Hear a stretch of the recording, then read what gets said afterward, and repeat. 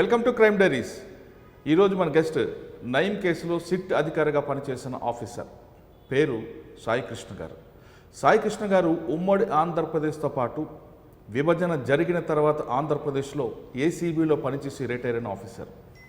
ఆయన చిత్తూరులో తన కెరీర్ ప్రారంభించి ఆంధ్రప్రదేశ్తో పాటు విభజన జరిగిన తర్వాత ఆంధ్రప్రదేశ్లో పలు ప్రాంతాల్లో పనిచేసి గుడ్ ఆఫీసర్గా పేరు తెచ్చుకున్న అధికారి.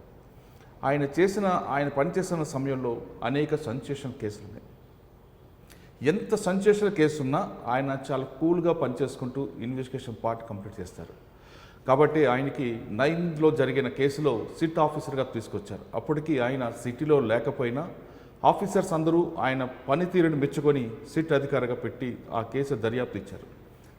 తర్వాత రాష్ట్రం విభజన జరిగిన తర్వాత ఆంధ్రప్రదేశ్లో పలు ప్రాంతాల్లో పనిచేసి ఏసీబీలో రిటైర్ అయ్యారు.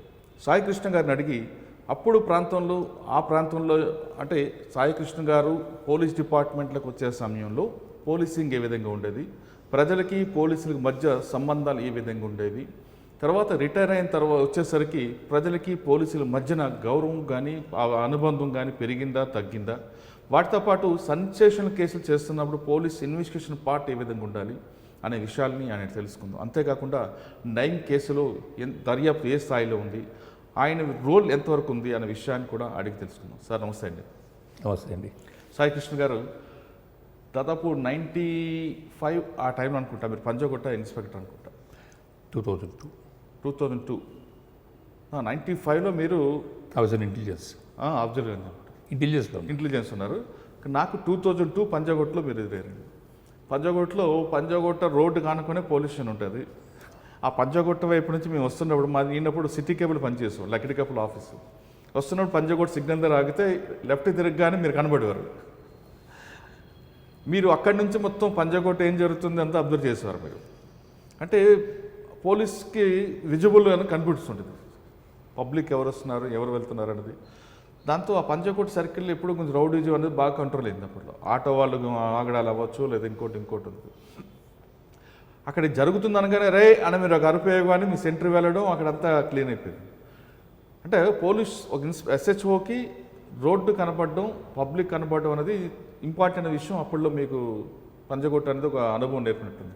అంటే అప్పటి నుంచి మిమ్మల్ని చూసేవాడిని, మీరు చాలా కూల్గా నవ్వుతూ ఫాస్ట్గా నడడం, కనబడితే వాడిని ఒకటి మెడ మీద వేయడం. అంటే అప్పుడులో పబ్లిక్ యాక్సెప్ట్ చేసేవారు కాబట్టి అవన్నీ జరిగాయి. తర్వాత అనేది లేదనుకోండి. ఆ విధంగా మీ పంజాగుట్ట నుంచి మిమ్మల్ని చూస్తున్నాం. మీ కెరీర్ అంతా కూడా సంతోష్ నగర్, దాని తర్వాత సంతోష్ నగర్లో ఒక ఏటీఎం మర్డర్ జరగడం, ఆ ఏటీఎం జరిగిన ఘటనలో ఎక్కిజుడు తర్వాత మరొక కేసులో అరెస్ట్ అవ్వడం, ఇన్ని కేసులు జరిగిన తర్వాత నయీం కేసులో మీకు సిట్ ఆఫీసర్గా ఇచ్చారండి. అంటే నయీం కేసులో సిట్ ఆఫీసర్ ఇచ్చిన తర్వాత మీరు ఇన్వెస్టిగేషన్ పార్ట్ టేకప్ చేశాక చాలామంది అధికారుల పేర్లు అందులో యాడ్ అయ్యాయి. అంటే మీరు వెళ్ళేసరికి నయీం ఇల్లు అనేది కూడా మీరు కూడా ఒకసారి చూసారు, డెన్ వెళ్ళారు, సెర్చ్ చేశారు, అక్కడ ఏం దొరికాయి, ఆ ఆఫీసర్ పేర్లు వాళ్ళ రోల్ ఏ విధంగా మీరు బిల్డప్ చేసుకొచ్చారు, ఈ ప్రశ్నలతో పాటు సాయి కృష్ణ గారు అసలు యూనిఫామ్ ఎందుకు వేసుకోవాలనుకున్నారు, యూనిఫామ్ వేసుకున్న తర్వాత అప్పుడు పరిస్థితులు ఏ విధంగా ఉండేవి ఒకసారి చెప్పండి. బేసికల్గా అది గ్రూప్ 2 ఎగ్జామ్ రాసి మా బ్యాచ్ అంతా 85 బ్యాచ్ ఏదైతే ఉందో వీ కేమ్ టు సర్వీస్. కొద్దిమంది దీంట్లో పోలీస్ అవుదాను అనుకుని ఉండొచ్చు, కొంతమంది యాస్పిరేషన్తో వచ్చి ఉండొచ్చు, లేకపోతే పోలీస్ ఫ్యామిలీ అయి ఉండొచ్చు. సో న్యాచురల్లీ తెలియదు. మేము మా అర్హత బట్టి ఈ డిపార్ట్మెంట్ రావడం జరిగింది. ఏ ఉద్యోగాన్ని బాగా చేయాలనే ఉద్దేశంతో డిపార్ట్మెంట్ కాల్ పెట్టాము. ఇన్ఫ్యాక్ట్ మా తాతగారు ఫ్రీడమ్ ఫైటర్ సూర్యనారాయణ శర్మ గారు, అండ్ ఆయనకి డప్పుల సుబ్బారావు అని ఒక బ్రిటిష్ టైంలో ఇన్స్పెక్టర్ ఉండేవాడు. డప్పుల సుబ్బారావు ఇక తూర్పుగోదావరి జిల్లాలో చాలా ఫేమస్. ఆయన అగడాలు దీనికి బాగా తెలుసు, వీళ్ళు సఫర్ అయ్యారు. బికాస్ ఈ వాజ్ ఇంప్రిజెంట్ ఫర్ 3.5 years. మా తాతగారు జైల్లో ఉన్నారు స్వాతంత్రోద్యమంలో. కాబట్టి పోలీస్ అనగానే ఆయనకి చాలా యావగింపు, ఇష్టం ఉండేది కాదు. ఎందుకంటే ఈ police is a symbol of authority and to protect the haves and the government అనే ఒక ఫీలింగ్ ఆయనకి. He's not a communist, he's clear Congress వాది, కానీ ఆ ఐడియా ఉండేది. కాబట్టి నేను ఎగ్జామ్ రాసిన తర్వాత నాకు ఇది వచ్చింది అన్నప్పుడు the first man to oppose, rather feel bad about my selection is my grandfather. But of course తర్వాత ఆయన ఉద్యోగంలో ఉన్నప్పుడు ఆయన చూడడము ఆనందపడడం దట్స్ అ డిఫరెంట్ ఇష్యూ. అంటే మీరు పోస్ట్ వచ్చిన తర్వాత మీ తాతగారు ఏమన్నారు? ఎందుకంటే ఆయనకి పోలీస్ డిపార్ట్మెంట్ మీద ఒక నమ్మకం. ఎస్, ఆయన ప్రాక్టికల్గా ఆయన నన్ను ఫంక్షన్కి చూడడానికి ఈ ఆల్ ది వే ఈ came to my Chittoor district నేను ప్రొఫెషన్ ఉన్నప్పుడు ఆయన వచ్చారు, వచ్చి చూశారు అండ్ పబ్లిక్తో కూడా మాట్లాడి ఈ felt happy that policing is change and is changing అని. అప్పటివరకు ఆయన ఏంటంటే కవి స్వాతంత్ర్యం ఉన్నాడు, పోలీస్ పడితే ఆయనకి టచ్ లేదు ఆయనకి. ఈ అట్రాసిటీస్ వినటము, పేపర్ చదవటము దాంతో ఆయన సర్కిల్ అంతా కూడా అదేలేండి, దగ్గరగా చూసే వాళ్ళకి దూరం. సాహిత్యలహరి కాకినాడ కవులు కృష్ణశాస్త్రి గారు, సోమసుందర్ గారు, వీళ్ళందరూ పరిచయాలు, వీళ్ళతో మాటలు అవి ఉండేవి కానీ బట్ పబ్లిక్ మ్యాన్ కాదు. Okay. So that is sir first posting Chittoor, professional okay. Professional Chittoor. ఇక్కడ ఏం నేర్చుకున్నారండి మీరు? అక్కడ రేణిగుంటలో ప్రాక్టికల్ ట్రైనింగ్ అండి. అక్కడి నుంచి దెన్ పుత్తూరు ప్రొఫెషనల్గా పనిచేశాను. ఓకే. ఇంకా ఇన్ఫ్యాక్ట్ మీరు పంజగుట్ట అన్నారు కదా, నా నడవాల వస్త్రాల్లో ఇన్స్పెక్టర్ కూర్చుంటాడండి. పుత్తూరు పోలీస్ స్టేషన్ కూడా అలాగే ఉంటుంది. అవును, పోలీస్ స్టేషన్ నడవాల ఉండేది, నడవాల ఎస్ఐ గారు కూర్చుంటారు, తల తిప్పితే మొత్తం రోడ్డు మీద అందరికీ మేము విజిబుల్, నా పబ్లిక్ విజిబుల్. వచ్చే కంప్లైంట్ ఎవరు వచ్చినా కూడా ముందు నా దగ్గర రావాలి. సో ఏ పోలీసింగ్ అయినా కూడా కంప్లైంట్ ఏంటి, వాడు పోలీస్ స్టేషన్కి హాస్పిటల్కి నష్టపోయి వస్తారు కానీ ఎవరు కూడా ఆనందంగా రాదు. హోటల్ రెస్టారెంట్ కాదు అది. కాబట్టి వచ్చిన వాడు ఏంటి, వాడు బాధ ఏంటి తెలుసుకోవాలంటే ముందు first interaction very important for him. దొంగతనం ₹1,00,000 పోయి ఉండొచ్చు, బట్ వాడు ఆదుద్దా వాడు మనం తెలుసుకుని వాడు మాట్లాడి ఎఫ్ఐఆర్ చేయించి రిజల్ట్స్ చేయటం, 4 స్వాంతం వచ్చానని పలకటం, ఓపుకుంటే ఒక కప్పు కాఫీ ఇవ్వటం, దీస్ ఆర్ ద థింగ్స్ బేసికల్ నీడెడ్. ఇప్పుడే టెక్నాలజీ పెరిగింది, మనం ఎక్కడ లోపల కూర్చున్నా కూడా ఏసీ రూమ్లో కూర్చున్నా కూడా విల్ బి సీయింగ్ CCTVస్లో ఎవరు వస్తున్నారు పోలీస్ స్టేషన్ చూసుకోవచ్చు. అప్పట్లో ఈ టెక్నాలజీ లేదు, అసలు CCTVస్ లేవు, టెలిఫోన్లో లేవు, సెల్ ఫోన్లో లేవు. సో ఆ టైంలో కూడా అప్పట్లో దట్ యూస్డ్ వెరీ వెల్ అన్నమాట, చాలా బాగా ఉపయోగించినప్పుడు మాకు. సార్ మీరు చెప్పిన వెర్షన్లో విజిబుల్ పోలీసింగ్ అంటే పోలీస్ స్టేషన్కి వచ్చేవాళ్ళు అనేది SHOగా కనబడడం అనేది మంచిదంటారా, లేదు మీరు ఇప్పుడు అన్నట్లుగా లోపల కూర్చొని CCTVలో చూసుకోవడం కరెక్ట్ అంటారా? అంటే టెరైన్ బట్టి ఉంటుందండి. I don't advise the same thing for the extremist, Naxalite infested areas. It's not possible. So alternative present technology is the answer for everything. అంటే నక్సల్స్ మూవ్మెంట్ ఉన్న ప్రాంతంలో సెక్యూరిటీ ల్యాబ్స్లో మనం సెక్యూరిటీ దీంట్లో పెట్టుకోవచ్చు. Yes. కానీ జనరల్గా ఉన్నప్పుడు పోలీస్ స్టేషన్కి ఒక బాధ్యత, మీరు అన్నట్లే పోలీస్ స్టేషన్కి వచ్చే వాళ్ళందరూ బాధ్యతలు వస్తారు, వాళ్ళు డైరెక్ట్గా ఎస్ఐతోనో వాళ్ళతో మాట్లాడాలనుకుంటారు. ఇక్కడ ముందు ఇప్పుడు కొత్తగా రిసెప్షన్ అని కొత్తగా వచ్చాయి, అక్కడ పెట్టడం బెటర్ అంటారా, లేదా డైరెక్ట్గా SHOకి కనబడడం విజిబుల్ ఉండడం మంచిదంటారా? అంటే ఓల్డ్ టైంలో పోలీసింగ్ డైరెక్ట్గా అలాగే ఉండేది. ఇంటరాక్షన్ అనేది రాగానే సెంట్రీ ఆపుతాడు, ఇన్స్పెక్టర్ గారు ఎస్ఐ గారు లోపల కూర్చుంటారు, చేస్తారు. ఎప్పుడైతే మేము నడవాలో ఉండి ప్రజలకు విజిబుల్గా ఉన్నామో రైటర్ వేసి మన కళ్ళ ముందు మాట్లాడుతుంటాడు, మనకేమైనా ఉంటే మనం పిలిచి మాట్లాడతాం, వాళ్ళు మన దగ్గర రావచ్చు ఫర్దర్గా. సో అక్కడ ఎటువంటి పోలీస్ మీద ఎలిగేషన్స్ ఉండవు, పోలీస్ రెస్పాన్స్ కూడా బాగుంటుంది, బికాజ్ ఈ immediate superiors watching them. Okay. కానీ తర్వాత కొంతమంది ఆఫీసర్లు వాస్తు ప్రకారం బాలేదంటూ రూముల్లోకి వెళ్ళడం, డోర్ క్లోజ్ చేసుకోవడం చేసేవారు. వాస్తు ఇక అది పర్సనల్ ఎవరు ఇష్టం వాళ్ళు దాని గురించి నేను కామెంట్ చేయలేను, కానీ బట్ ఇప్పుడంటే డోర్లు క్లోజ్ చేసుకోవచ్చు, ఆధునిక టెక్నాలజీ వచ్చిన టైంలో, బట్ అప్పట్లో ఇచ్చిన. ఓకే సార్, చిత్తూరు జిల్లాలో పుత్తూరు, రేణిగుంట చేసినప్పుడు అప్పట్లో ప్రజలకి పోలీసుల మధ్య సంబంధాలు ఏ విధంగా ఉంది? అంత బాగోలేవండి. బట్ ఏంటంటే ఏరియా బట్టి చెప్తున్నాను కదా, చిత్తూరు జిల్లాలో policing is different from Kadapa district policing, and Hyderabad city policing is definitely different from Adilabad policing. ఎక్కడెక్కడ తేడా ఉంటుంది adaptability, public, the standard of the people, the reach of the people, the etiquette of the people అన్నీ కూడా మారుతూ ఉంటాయి.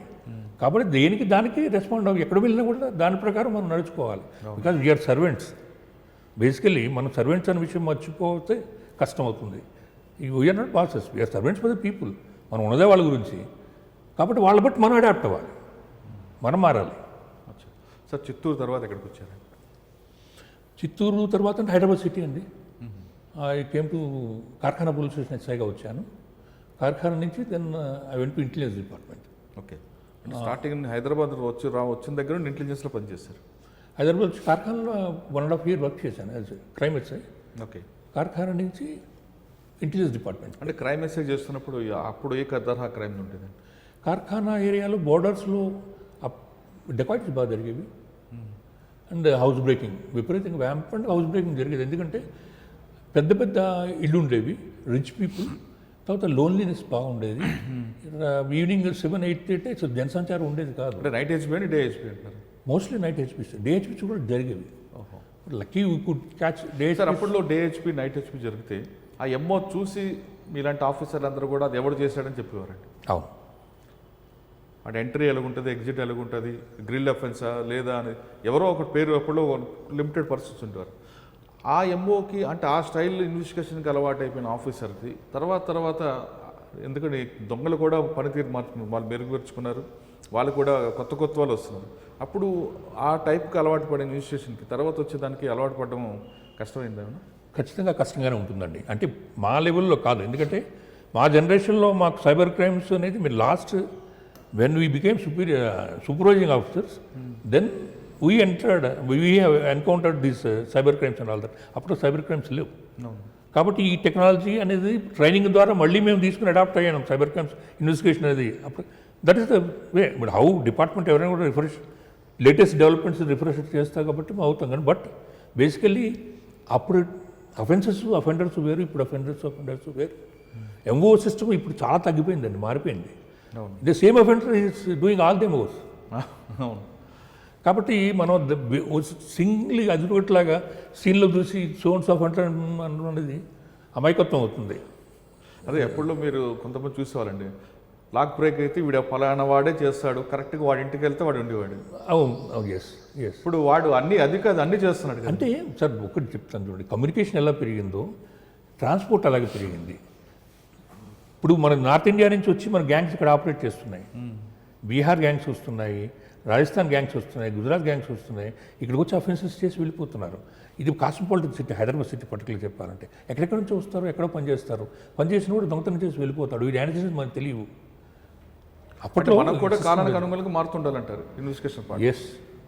అంతేగాని అప్పుడే వాడే చేశాడు ఇప్పుడు ఇదే చేస్తుంటాడు అని అనుకోవడం బ్రహ్మ, అమాయకత్వం, ఇన్నోసెన్స్.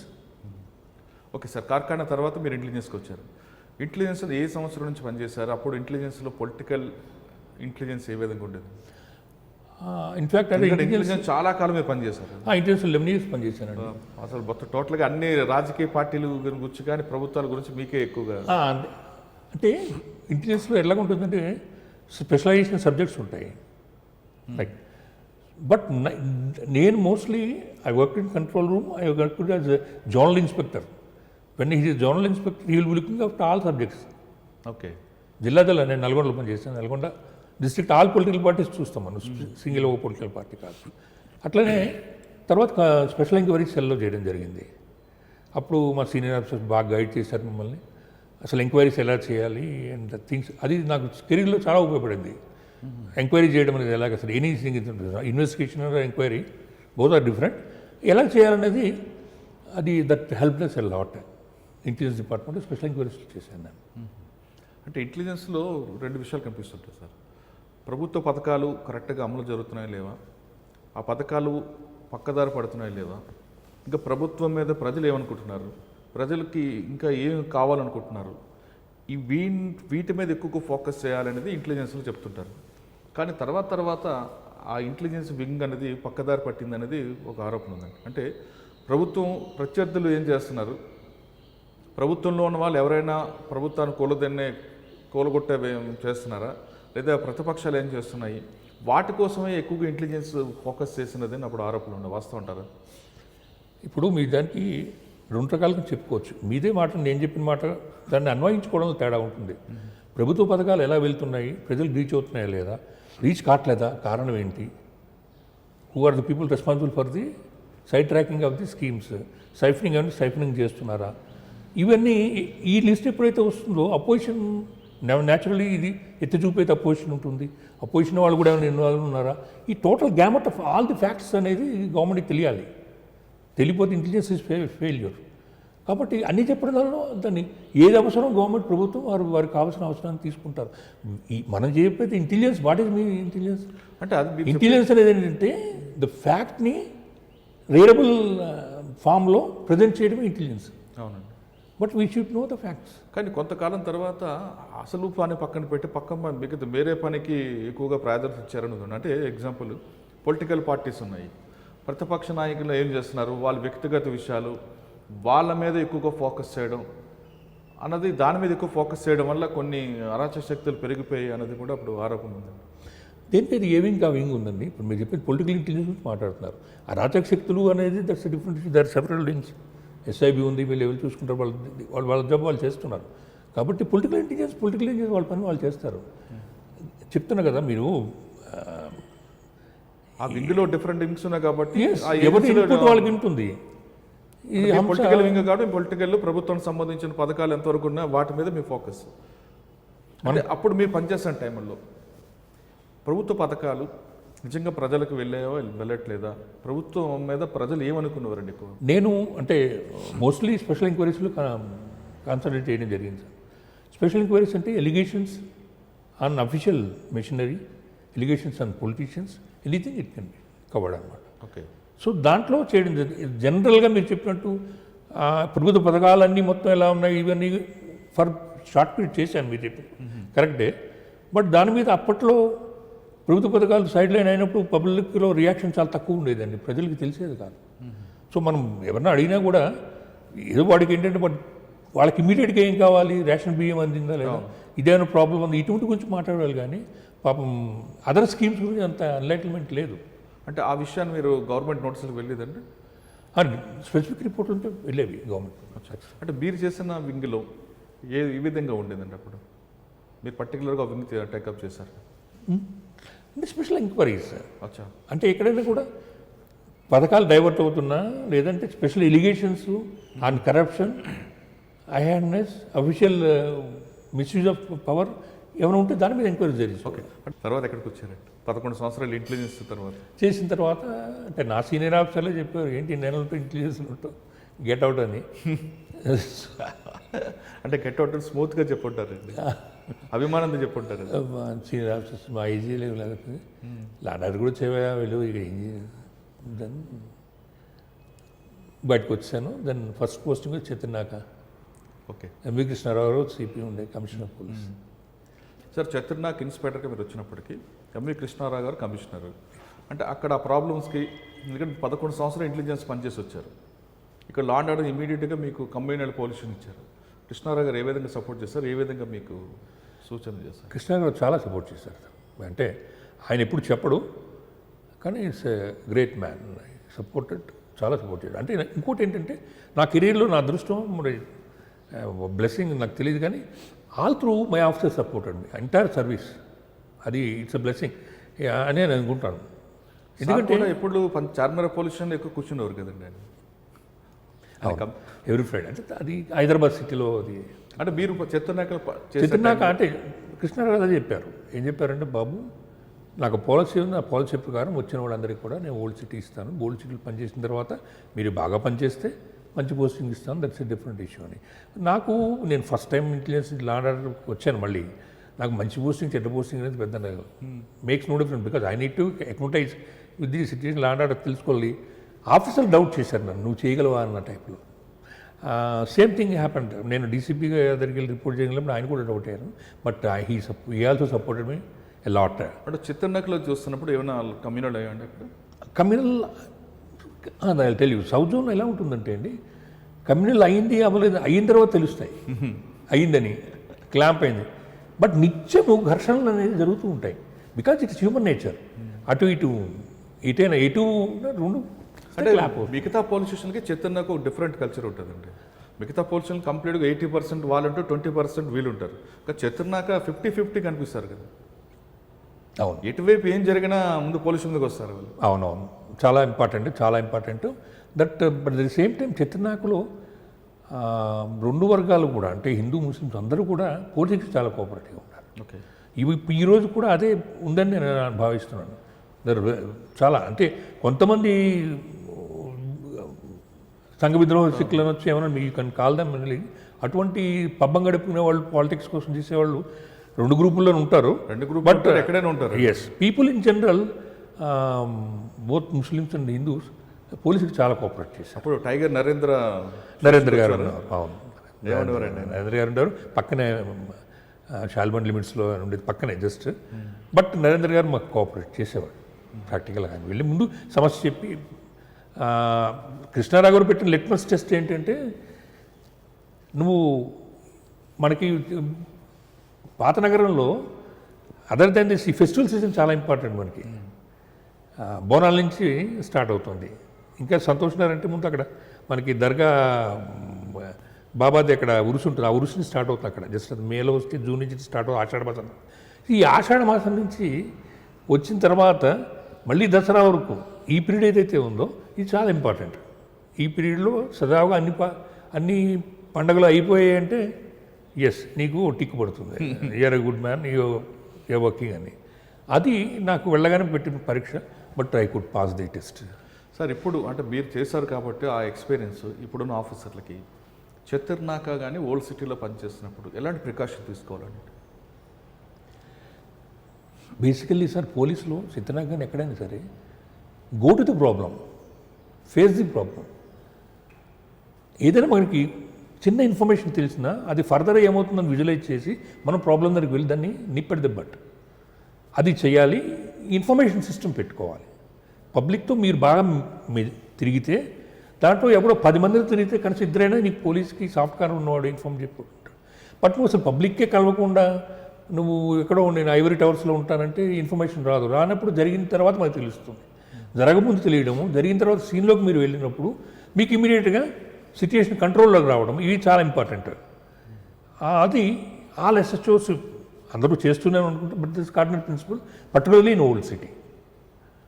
ఎందుకంటే చిన్న నేను చెప్తానంటే ఐ కాంట్ నేమ్ ఇట్, కొన్ని ఇష్యూల్లో ఇద్దరు 2 వర్గాల వాళ్ళు గొడవ పెట్టుకున్న తర్వాత ఎక్కడికక్కడ పంపించేసి పోలీసు వాళ్ళు పంపించేసిన తర్వాత ఇమీడియట్గా ఒక గంటలో అది కమ్యూనల్ అయిపోయిన సిచ్యువేషన్లు ఉన్నాయి.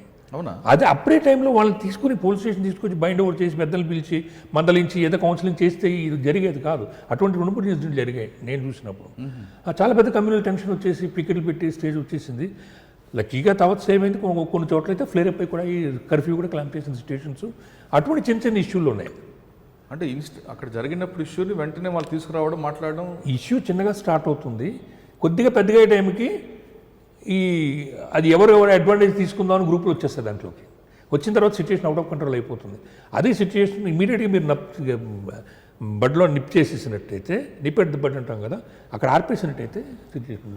అదే ఓల్డ్ సిటీలో అక్కడ ఇని పోలీసింగ్ అదే ఓల్డ్ సిటీలో చేసే కూడా అది చాలా చేయాలి, చాలా ఇంపార్టెంట్. కానీ చాలామంది ఆఫీసర్లు ఏమంటారంటే పబ్లిక్ మంచివాళ్ళు, కొంతమంది లీడర్ల యొక్క ప్రోద్బలంతో ఇష్యూస్ అన్ని ఫైర్ అయిపోతుంటుంటారు. అప్పుడు మనం వాళ్ళని బైండ్ ఓవర్ చేసుకుంటే సరిపోద్ది కదా, పబ్లిక్ని మనం సఫర్ చేయకుండా, కర్ఫ్యూ పెట్టి సఫర్ చేయకుండా. కర్ఫ్యూ పెట్టిస్తే ఎప్పుడు ఏ ఆఫీసరు ఎప్పుడు కూడా కర్ఫ్యూ పెట్టడానికి అనుకోరు, ఎప్పుడు అనుకుంటాం. నేను చూసి నా సర్వీస్లో నేను పర్టికులర్లీ ఓల్డ్ సిటీలో 9 years పనిచేశాను. అప్పుడు కానీ ఎక్కడ కానీ నాకన్నా పనిచేసిన వాళ్ళు, మా బ్యాచ్మేట్లు ఇంకా ఎక్కువ పనిచేసిన వాళ్ళు కూడా ఉన్నారు. ఎవరు కూడా ఏ సీనియర్ ఆఫీసర్ అది అనుకోరు. సిచ్యువేషన్ అవుట్ ఆఫ్ హ్యాండ్స్ అయినప్పుడే వస్తుంది ఇదంతా. బట్ ఏంటంటే అక్కడ ఏంటంటే దాని కన్సర్న్ ఎస్హెచ్ఓ లాక్సిటీ వల్ల ఇంకా ఏదైనా కుట్ర ఉండి కోణం కూడా ఉండొచ్చు. అట్లా ఉన్నప్పుడు కొన్ని సిచ్యువేషన్ అవుట్ ఆఫ్ కంట్రోల్ అవుతుంది. అంటే పబ్లిక్ మైండ్ని స్పాయిల్ చేస్తున్న లీడర్స్ మీద మనం ఎక్కువగా ఫోకస్ బెటర్ ఏమో కదా. అది జరుగుతుందండి, అది చేశారు, మేము చేసాము, వాళ్ళు చేస్తున్నాం. Just okay. చెత్తున్నాక తర్వాత ఎక్కడికి వచ్చారు? చిత్తూరు దాన్ని నాకేమిటి పంజగుట్ట. పంజగుట్ట అప్పటికి పంజగుట్టలో మా సక్సెసర్ పెద్ద స్టాంప్ వేసి వెళ్ళిపోయి వెంకటేశ్వర గారు అద్భుతంగా బాగా పనిచేశాడు. ఈ పీపుల్ ఫ్రెండ్లీ మ్యాన్. బాగా రఘురామ్ అనుకుంటారండి మీరున్న టైంలో? కాదు, ఏసీపీ గారు నేను ఉన్నప్పుడు రామారావు గారు ఉండేవారు. పల్లె రామారావు గారు ఆయనకన్నా ముందు రఘురామ ఉండేవారు. ఆయన ఉండేవారు. రామారావు గారి తర్వాత జగన్మోహన్ రావు గారు వచ్చారు. అవునండి సార్. ఇప్పుడు పంజాగుట్ట పొల్యూషన్ అండి. పంజాగుట్ట అనేది సిటీకి ఒక హార్ట్. అది అక్కడ వీవీపీ మూవ్మెంట్ ఉంటుంది, ట్రాఫిక్ ఉంటుంది, క్రైమ్ రేట్ ఉంటుంది, అన్నీ మిక్స్ ఉంటుందండి. పబ్లిక్ కూడా రకరకాల పబ్లిక్ అక్కడ వస్తుంటారండి. మీరు చెత్తర్నాక నుండి ఇక్కడికి వచ్చేసరికి అక్కడ కల్చర్ ఏ విధంగా ఉంది, పబ్లిక్ యాటిట్యూడ్ ఏ విధంగా? ఎస్, పోలీసులు మీరు అనుకుంటే అడాప్టివిటీ ఇస్ చాలా ఇంపార్టెంట్.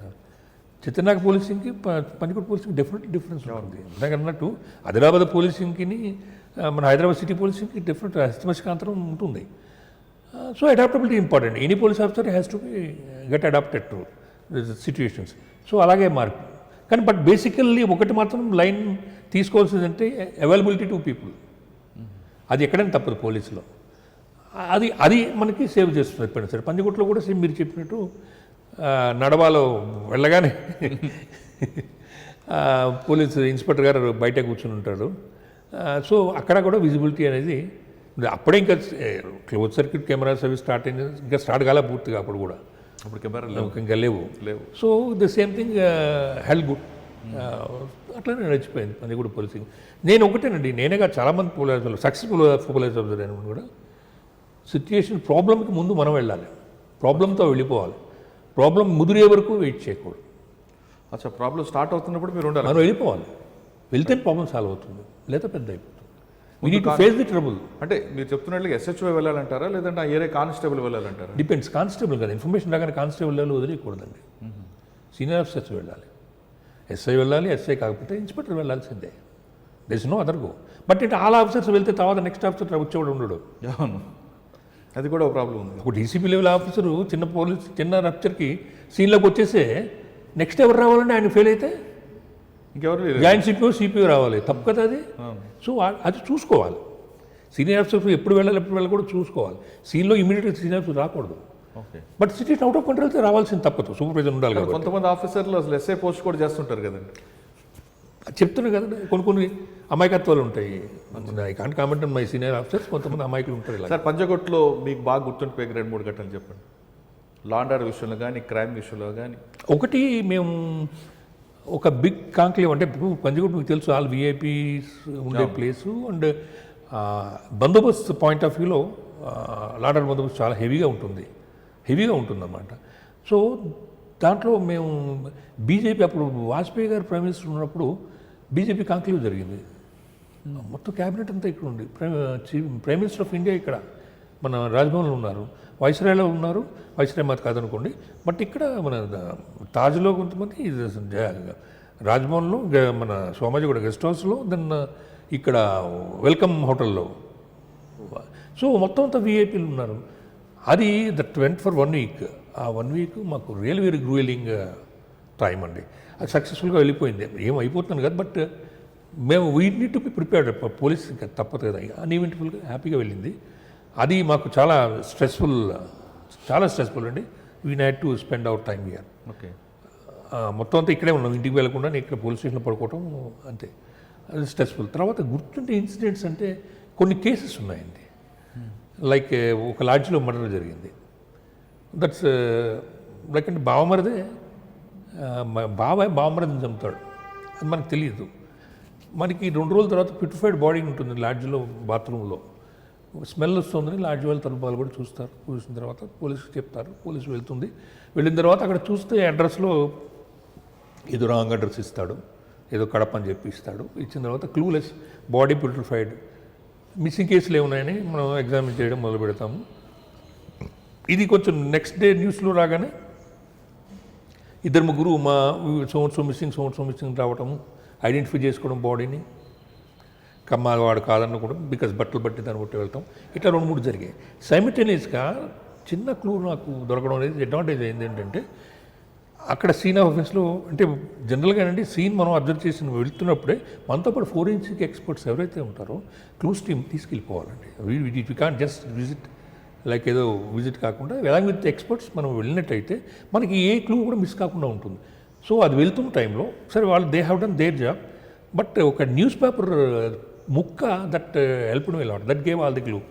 ఆ న్యూస్ పేపర్ చూస్తే that's Chittoor edition, half cut చేసిన ముక్క.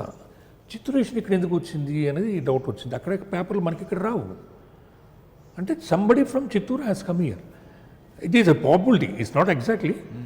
అందుకని ఇమీడియట్గా ఏం చేశానంటే మేము మీడియాని, ప్రెస్ వాళ్ళని రిక్వెస్ట్ చేసి ఆ రోజు ఇమీడియట్గా సేమ్ న్యూస్ అక్కడ కూడా వేయండి అని చెప్పి అంటంలో అక్కడ కూడా ఈ న్యూస్ పబ్లిష్ అయింది. నెక్స్ట్ డే ఇమ్మీడియట్గా వచ్చారు ఫ్యామిలీ మెంబర్స్.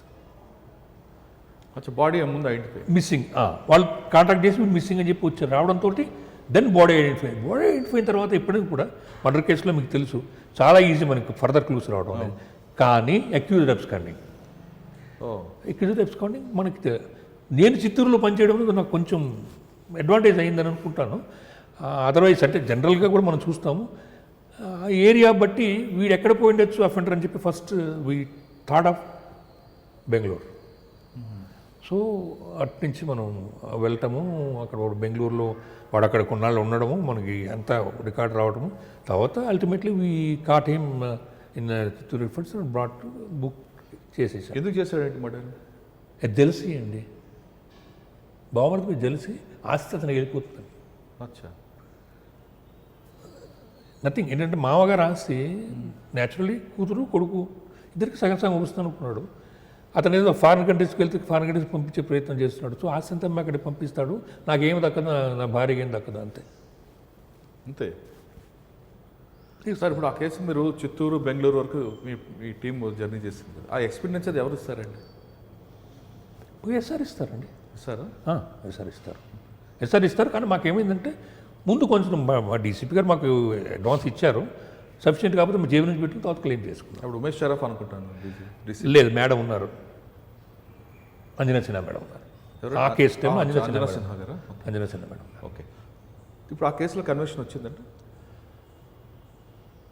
ఆ కేసులో ఇద్దరు అక్యూజ్డ్, ఒక అక్యూజ్డ్ దేవుడే కన్విక్షన్ ఇచ్చాడు, నెక్స్ట్ ఇయర్లో యాక్సిడెంట్లో చనిపోయాడు అతను. అయ్యో. రెండో అక్యూజ్డ్ ఉన్నాడు, చెప్పలేను. సార్, పంజాగుట్ట పనిచేస్తున్న టైంలో ఒక బాబు కిడ్నాప్ మర్డర్ అయిందండి. అసలు ఆ కేసు గురించి చెప్పండి. ఒక మేడం కాన్వెంట్ నడుపుతుంటారు మన ఇక్కడ ఆనందర్ కాలనీలో. ఆవిడ వాళ్ళ బంధువుల అబ్బాయి అనాథగా ఉంటే పెంచుకున్నారు. ఆవిడ పెంచుకున్నారు, అందుకని తల్లి తండ్రి సిస్టర్ కూడా పోవడం జరిగింది దాంట్లో. ఆవిడ ఒకరోజు ఏమైందంటే అబౌట్ 2:30కి మాకు పోలీస్ స్టేషన్లో ఆవిడ వాళ్ళ అబ్బాయిలు వచ్చి కంప్లైంట్ ఇచ్చారు.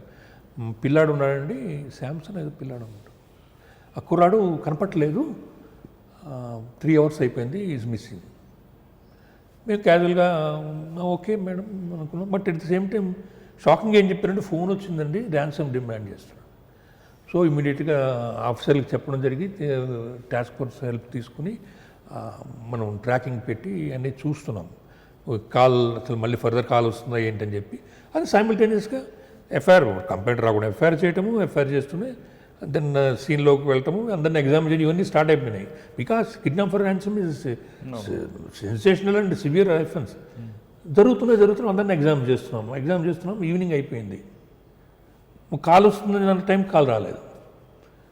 They told that they will be calling again, మళ్ళీ కాల్ చేస్తాం, మాకు ర్యాన్సమ్ ఎక్కడ ఇవ్వాలి చెప్తామని చెప్పి. Ransom was 10 lakhs or something. Call రాలేదంటే డౌట్ వచ్చింది, ఎందుకు రాలేదు, ఏమైంది వేసింగ్. దెన్ స్లోగా అందరినీ ఇంట్రాగేట్ చేయడం, ఎవరు వచ్చారు మొత్తం అందరినీ కూడా క్వశ్చన్ చేయటము జరుగుతుంది. క్లూలెస్, కాల్ రాలేదు, ఫర్దర్ ఏం జరిగింది తెలియదు. అప్పుడు మనకున్న ఇప్పుడు టెక్నాలజీ అప్పుడు లేదు. 2003, 2002లో ఇప్పుడు టెక్నాలజీ లేదు అనుకున్నాం కదా, ఇందాక సీసీటీవీసే లేవు. ఈ సిచ్యువేషన్లో మనకు అంత టెక్నాలజీ లేదు. ఎలాగా ఓల్డ్ సిస్టంలోనే ఇన్వెస్టిగేషన్ ఫర్దర్ వెళ్తుంది. చాలా అదృష్టం బాగుండి మిడ్ నైట్ ఇట్ సెల్ఫ్ మాకంటే ఎక్కడ క్లూ ఉందని చెప్పి వెళ్ళిపోయి మేమే పోయి తీసుకుంటున్నాం. కాబట్టి ఆ రోజు అక్కడ ఎదురింట్లో వాడు తెలిసిన వాడు వచ్చేదో వైట్ వాష్ చేసేది సంథింగ్ ఏదని చెప్పారు. చెప్తే దట్ మ్యాన్ వాడు ఎక్కడ ఉంటాడని చెప్పి వెళ్ళి అతన్ని ఎగ్జామిన్ చేశాను. బాబాయ్ ఏం జరిగింది సార్, నేను ఆ రోజు నిచ్చెన పట్టుకెళ్తున్నాను, నేను వైట్ వాష్ చేయడానికి నిచ్చెన పట్టుకెళ్తుంటే ఇద్దరు కుర్రాళ్ళు వెళ్తున్నారు. ఎవరు కుర్రాళ్ళు అంటే, సార్ అతను ఇద్దరు కూడా ఆ కాన్వెంట్ ఉన్న ఇంట్లో ఉంటారు అంటే అప్పుడు మాకు the other person who has joined పిల్లాడిని తీసుకెళ్ళింది ఎవరు అని చెప్పి ఫర్దర్ తెలియడం జరిగింది. తెలిసినప్పుడు మేము అతన్ని, అప్పటికే ఇది చాలా సెన్సేషన్ అయిపోయింది, మీడియా అంతా మాతోనే ఉంది. సో మేము ఏం చేస్తున్నాం, ఇన్వెస్టిగేషన్ ఎవ్రీథింగ్ మీడియాకి కూడా తెలుసు. బట్ ట్రాన్స్పరెన్సీ పెద్ద దానికి గోప్యం చేయాల్సిన విషయాలు లేవు కాబట్టి వీఆర్ గోయింగ్. ఉన్నప్పుడు వాడు మమ్మల్ని మిస్లీడ్ చేయడం మొదలెట్టాడు. ఈ స్టార్టెడ్ గివింగ్. ఇప్పుడు ఏమన్నాడు, సార్ నేను ఒక గ్యాంగ్ ఉంది సార్, గ్యాంగు నేను అక్కడ ఒకటి తీసుకెళ్ళి ఎందుకు మాట్లాడుతుంటే లాక్కెళ్ళిపోయారు కారులో గ్యాంగు అని 1 గంట సేపు చెప్పాడు. నెక్స్ట్ అవర్ మార్చి, సార్ గ్యాంగు వాళ్ళు చంపేస్తారు sir, they got weapons, short weapons ఉన్నాయి వాళ్ళ దగ్గర, వాళ్ళు నన్ను తీసుకుని అక్కడ థ్రెటన్ చేసి డబ్బులు తీసుకురా అని చెప్పి పంపించేశారు సార్, అక్కడి నుంచి నేను వచ్చేసానని చెప్పి ఇట్లా మిస్లీడ్ చేసుకుంటూ ఈ కెప్టస్ మూవింగ్. మిడ్ నైట్ వరకు తిరిగిన తర్వాత నేను ఇప్పుడు ఏసీపీలో అయిపోయింటారు మా టాస్క్ ఫోర్స్ టీమ్ ఎస్ఐస్, మేమంతా we went to the scene further. అప్పుడు లాస్ట్లో ఏంటంటే కేపీహెచ్బి కాలనీలో 4th ఫేజ్లో వాడు ఉన్నాడు సార్, అక్కడ ఉన్నాడని చెప్పాడు. We still believe that boy was kept for ransom, ఓ గ్యాంగ్ ఉందని చెప్పి అట్లానే ప్రిపేర్ అయ్యి విత్ ఆర్మ్డ్ ఫోర్సెస్ మేము వెళ్ళడం జరిగింది అక్కడికి. టాస్క్ ఫోర్స్ అంటే ఇంకా మీకు టాస్క్ ఫోర్స్ అంతా విత్ వెపన్స్ మేము వెళ్ళి అక్కడ తీసుకుని సీన్ మొత్తం వీడియోగ్రాఫ్ చేస్తూ వెళ్తే మా బ్యాడ్ లక్ అక్కడ ఏం లేదు, నిరామయంగా ఉంది, ఎవరు మనుషులు లేరు. ఎక్కడంటే సార్ ఇక్కడే ఉన్నారు సార్, లోపల ఉంటారు సార్ వాళ్ళు. పొజిషన్ తీసుకుని చూస్తున్నాం, ఎవరు లేరు, గాలి.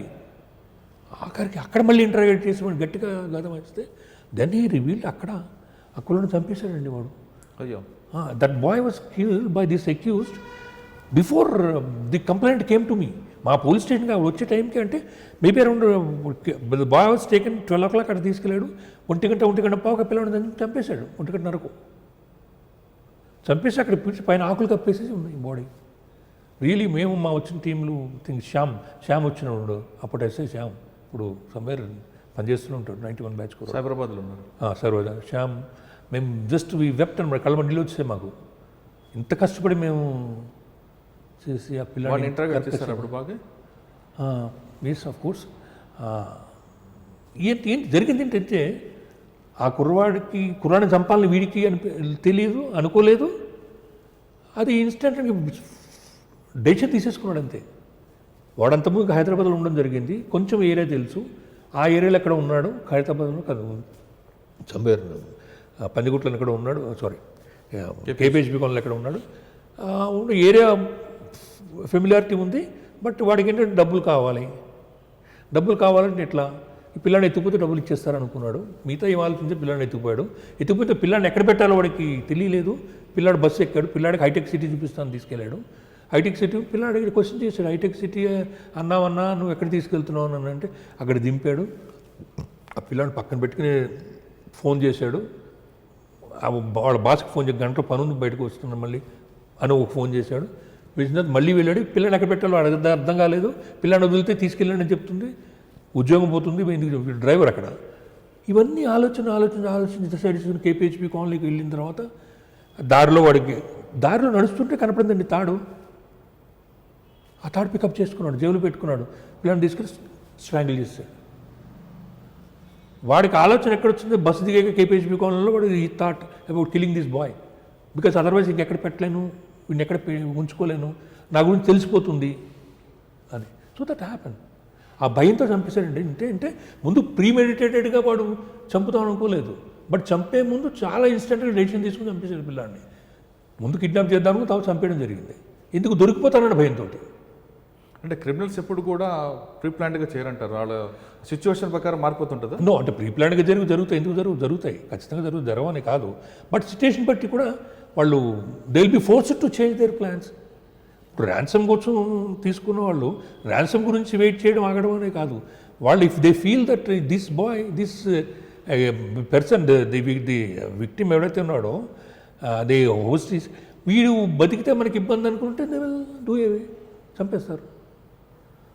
అట్లే not to comment on the media, but చాలా చోట్ల అత్యుత్సాహం ప్రదర్శించి మన వాళ్ళు ప్రతిదీ పేపర్లో రిపోర్ట్ చేస్తుంది, మీడియాలో, టీవీలో, పర్టికులర్లీ విజువల్ మీడియాలో ప్రతిదీ రిపోర్ట్ అయిపోతుంది. ప్రతి 5 నిమిషాలు ఇన్వెస్టిగేషన్ని వదిలేయకుండా. దాంతో ఏమిటవుతుంది, 5 నిమిషాలు రిపోర్ట్ ఇవ్వడంతో ఏం జరుగుతుందో ఎక్కువ తెలుస్తుంది.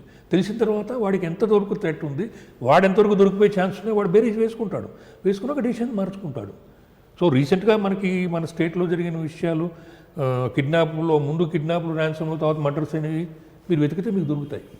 This true. సార్ ఇప్పుడు ఆ కేసులో వాడు ఎందుకు అంత ఫాస్ట్ డెసిషన్ తీసుకున్నాడంటే ఎక్కడ పెట్టడానికి తెలియక? ఎగ్జాక్ట్లీ. కానీ వేరే పర్సనల్ రీజన్ లేదు, వేరే రీజన్ ఏమి లేదండి. బికాస్ ది సేమ్ థింగ్ మా మీద వాడు ఎలిగేషన్ కూడా మీడియాకి కోర్టుకి వెళ్ళే ముందు మీడియా ముందు ప్రవేశపెట్టడం జరిగింది.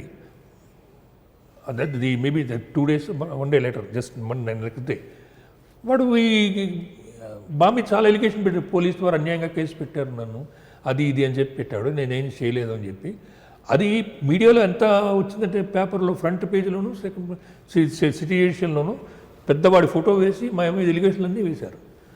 Then CID has taken over the investigation of the same case and CID has finalised 1 month 2 months వాళ్ళు కూడా ఇన్వెస్టిగేట్ చేసిన తర్వాత yes the investigation has gone on right lines అని చెప్పి అప్పుడు సిఐడి ఐజీ గారు బాస్ ఎవరితో పిలిచి నన్ను చెప్పి ఆ ఇన్వెస్టిగేషన్ రివీల్ చేసి good everything you done level బాగా కరెక్ట్గా జరిగింది and things the fact is sometimes facts are stranger than fiction అని చెప్పి ఆయన చెప్పడం జరిగింది. అంటే వాడు ఎందుకండి అలాగే యూటర్న్ తీసుకున్నాడు?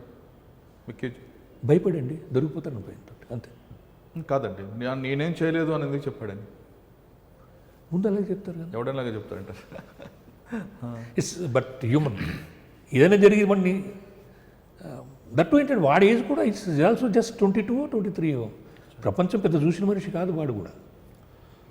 సార్ ఆ తర్వాత ఇంకేం కేసులు ఉన్నాయండి? తర్వాత మన ఎంఎస్ మక్తాలో there is murder of small child.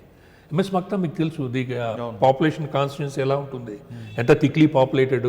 ఇది ఒక చిన్న పిల్లాడు పక్కపక్క ఇల్లు ఉంటే చిన్న పిల్ల పాప 1 year 1.5 year పాప కనపడితే ఆ ఇంట్లో 3-4 పోర్షన్లు ఉంటాయి, అందరూ వెతుకుతుంటారు, దొరకదు, రాత్రి కూడా దొరకదు. మిడ్ నైట్ నేను పాపం ఆయన ప్రతాప్ రెడ్డి గారిని మా batch met DI of Panjagutta we went there. చూసిన తర్వాత ఏమైందంటే యాక్చువల్లీ ప్రాక్టికల్ బీరువా కింద చిన్న నెర ఉంది, స్మాల్ ప్లేస్. పాపను చంపి ముక్కు తీసేసుకుని బంగారం తీసుకుని దాని కింద తోసేసాడండి. హారబుల్ అనమాట. Lastly of course lucky inter night మాకు కేసు దొరికిపోవడం జరిగింది. We could break. Sir Pratyusha case కూడా మీరున్న టైంలో జరిగినట్టుంది? లేదండి, తర్వాత లేదు వెంకటేశ్వరరావు గారు ఉన్నప్పుడే. ముందే వెంకటేశ్వరరావు గారు ఆయన డీల్ చేశారు. సార్ పంచగుట్ట మీరు చెప్తున్న సెన్సేషనల్ కేసుతో పాటు రౌడీజం కూడా ఎక్కువ కనిపించేదండి మీకు శ్రీనగర్ కాలనీ డౌన్లో కానీ. అవును, వాటిని మీరు ఏ విధంగా అప్పట్లో కంట్రోల్ చేశారు? ఎందుకంటే వాళ్ళ మీద చెయ్యి పడితే పీజీఆర్ గారు వచ్చేవారు, మీకు గుర్తుందో లేదు? నెక్సెస్ ఇప్పుడు కూడా రౌడీజానికి పాలిటిక్స్కి నెక్సెస్ ఉండడం అనేది ఇది మనం చెప్పినా చెప్పకపోయినా రిపోర్ట్ చేయకపోయినా సత్యం అది. ఎందుకంటే ఎలక్షన్ చూస్తే ఉపయోగపడేవాళ్ళు వాళ్ళే. కాబట్టి ఒక పార్టీ అని కాదు, ఏ పార్టీ స్వచ్ఛంగా ఉందని చెప్పండి, పాలిటిక్స్ ఎలా ఉంది, పాలిటిక్సే ఎలా ఉంది. మీరు ఈ నేమ్ ఎనీ పార్టీ, సో ఎప్పటి మీద వచ్చేస్తారు. కాబట్టి కొంతమంది రిలేషన్ ఉంటుంది కాబట్టి వాళ్ళు ముందు వస్తారు. నాట్ ఓన్లీ ఆయన కాదు, మీరు చెప్పిన ఆయన కాదు, అందరూ వస్తారు. అది చాలా మన ప్రజాస్వామ్యంలో వెర్రితెరలు వేయడం అనేది ఇది further ramifications of this type of democracy. మనం ఏం చేయలేం. పీజీఆర్ గారు ఎప్పుడైనా వచ్చారండి? వచ్చారండి. ఏ విధంగా అడిగేవారు? అంటే ఎలక్షన్స్లో బట్టలు అప్పుడు దేర్ వర్ ఎలక్షన్స్ ఇక్కడ మన లోకల్ బాడీ ఎలక్షన్స్ జరిగేటప్పుడు 2004 ఫైనల్ ఎలక్షన్స్ కన్నా ముందు జరిగినప్పుడు పీజీఆర్ గారితో ఇంటరాక్షన్ వచ్చేవాడు. చాలా హార్ష్గా లేదు నాతో ఎప్పుడు it was never harsh to me. అది ఏమి నేను చెప్పలేను, but it was never harsh to me అని మాట్లాడలేదు. బట్ అడిగేవాడు, డిమాండ్ చేసేవాడు, ఏమండి ఇన్స్పెక్టర్ గారు అని చెప్పి అట్లనే మాట్లాడేవాడు. అంటే కొంచెం యాస మారుతుంది అనుకోండి. అంటే ఆఫీసర్ క్యారెక్టర్ బట్టి కూడా ఆయన మాట్లాడేవాళ్ళు అండి. ఎప్పుడైనా ఉంటుందండి అది. ముందు దురుసుగా వచ్చినా కూడా తర్వాత మారుతుంది. ఎందుకంటే దే ఆల్సో రియలైజ్ మనం ఎంతవరకు ఉన్నామో వాళ్ళకు కూడా తెలుస్తుంది కదా. అది మనకన్నా ముందు మన గుడ్ విల్ కానీ బ్యాడ్ నేమ్ కానీ ముందు వెళ్ళిపోతుందండి. అది దట్ ఇస్ దేర్. ఒక కేసులో దాని పర్టికులర్ ఆ టైంలో చెప్తాను, ఒక ఇద్దరు political parties I don't know name, మేము పట్టుకున్నాము, పట్టుకున్నాము. Arms in the sense lethal weapons, cricket bat ఇటువంటి సంథింగ్ పట్టుకుని కేసు వేసాము, సీజ్ చేసిన తర్వాత అది ఎవరిదో తెలియదు. అంటే బికాస్ సిచ్యుయేషన్ ఆఫీసర్లు చెప్పకుండా నేను మీడియాకి చెప్తాను, చెప్పలేను కదా. సో నేను ఆఫీసర్కి చెప్పే పద్ధతిలో ఇంకా చెప్పడంలో ఉన్నాను. Weapons they were seized and being brought to the police station.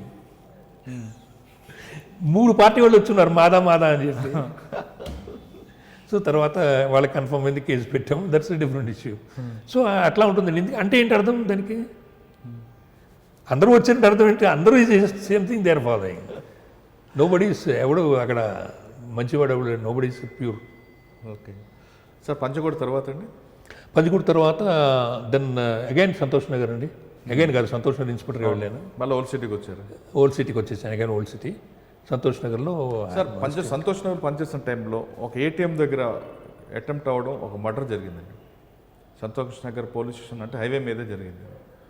ఆ కేసులో దొరికిన లీడ్ ద్వారా ఇంకో మరో కేసు బ్రేక్ త్రూ వచ్చింది. మీకు గుర్తుందా? ఎస్. చెప్పండి ఆ కేసు. అంటే ఇన్ఫ్యాక్ట్ అది మర్డర్ జరిగింది, సీన్ ఆఫ్ ఆఫెన్స్ ఉన్నది కంచన్బాగ్ లిమిట్స్. కంచన్బాగ్ ఫర్దర్లీ. దాంతో అంటే we also participated, but I'm not the IO for that case. Next ఇంకేమైనా సంతోష్ నగర్లో మీరు చేసిన works? Same old city pattern ఉంటుందండి. కాబట్టి మనం చాలా కాషియస్గా ఉండాలి. అండ్ పర్టికులర్లీ ఫెస్టివల్ సీజన్లో it's very important. And availability to people as you told.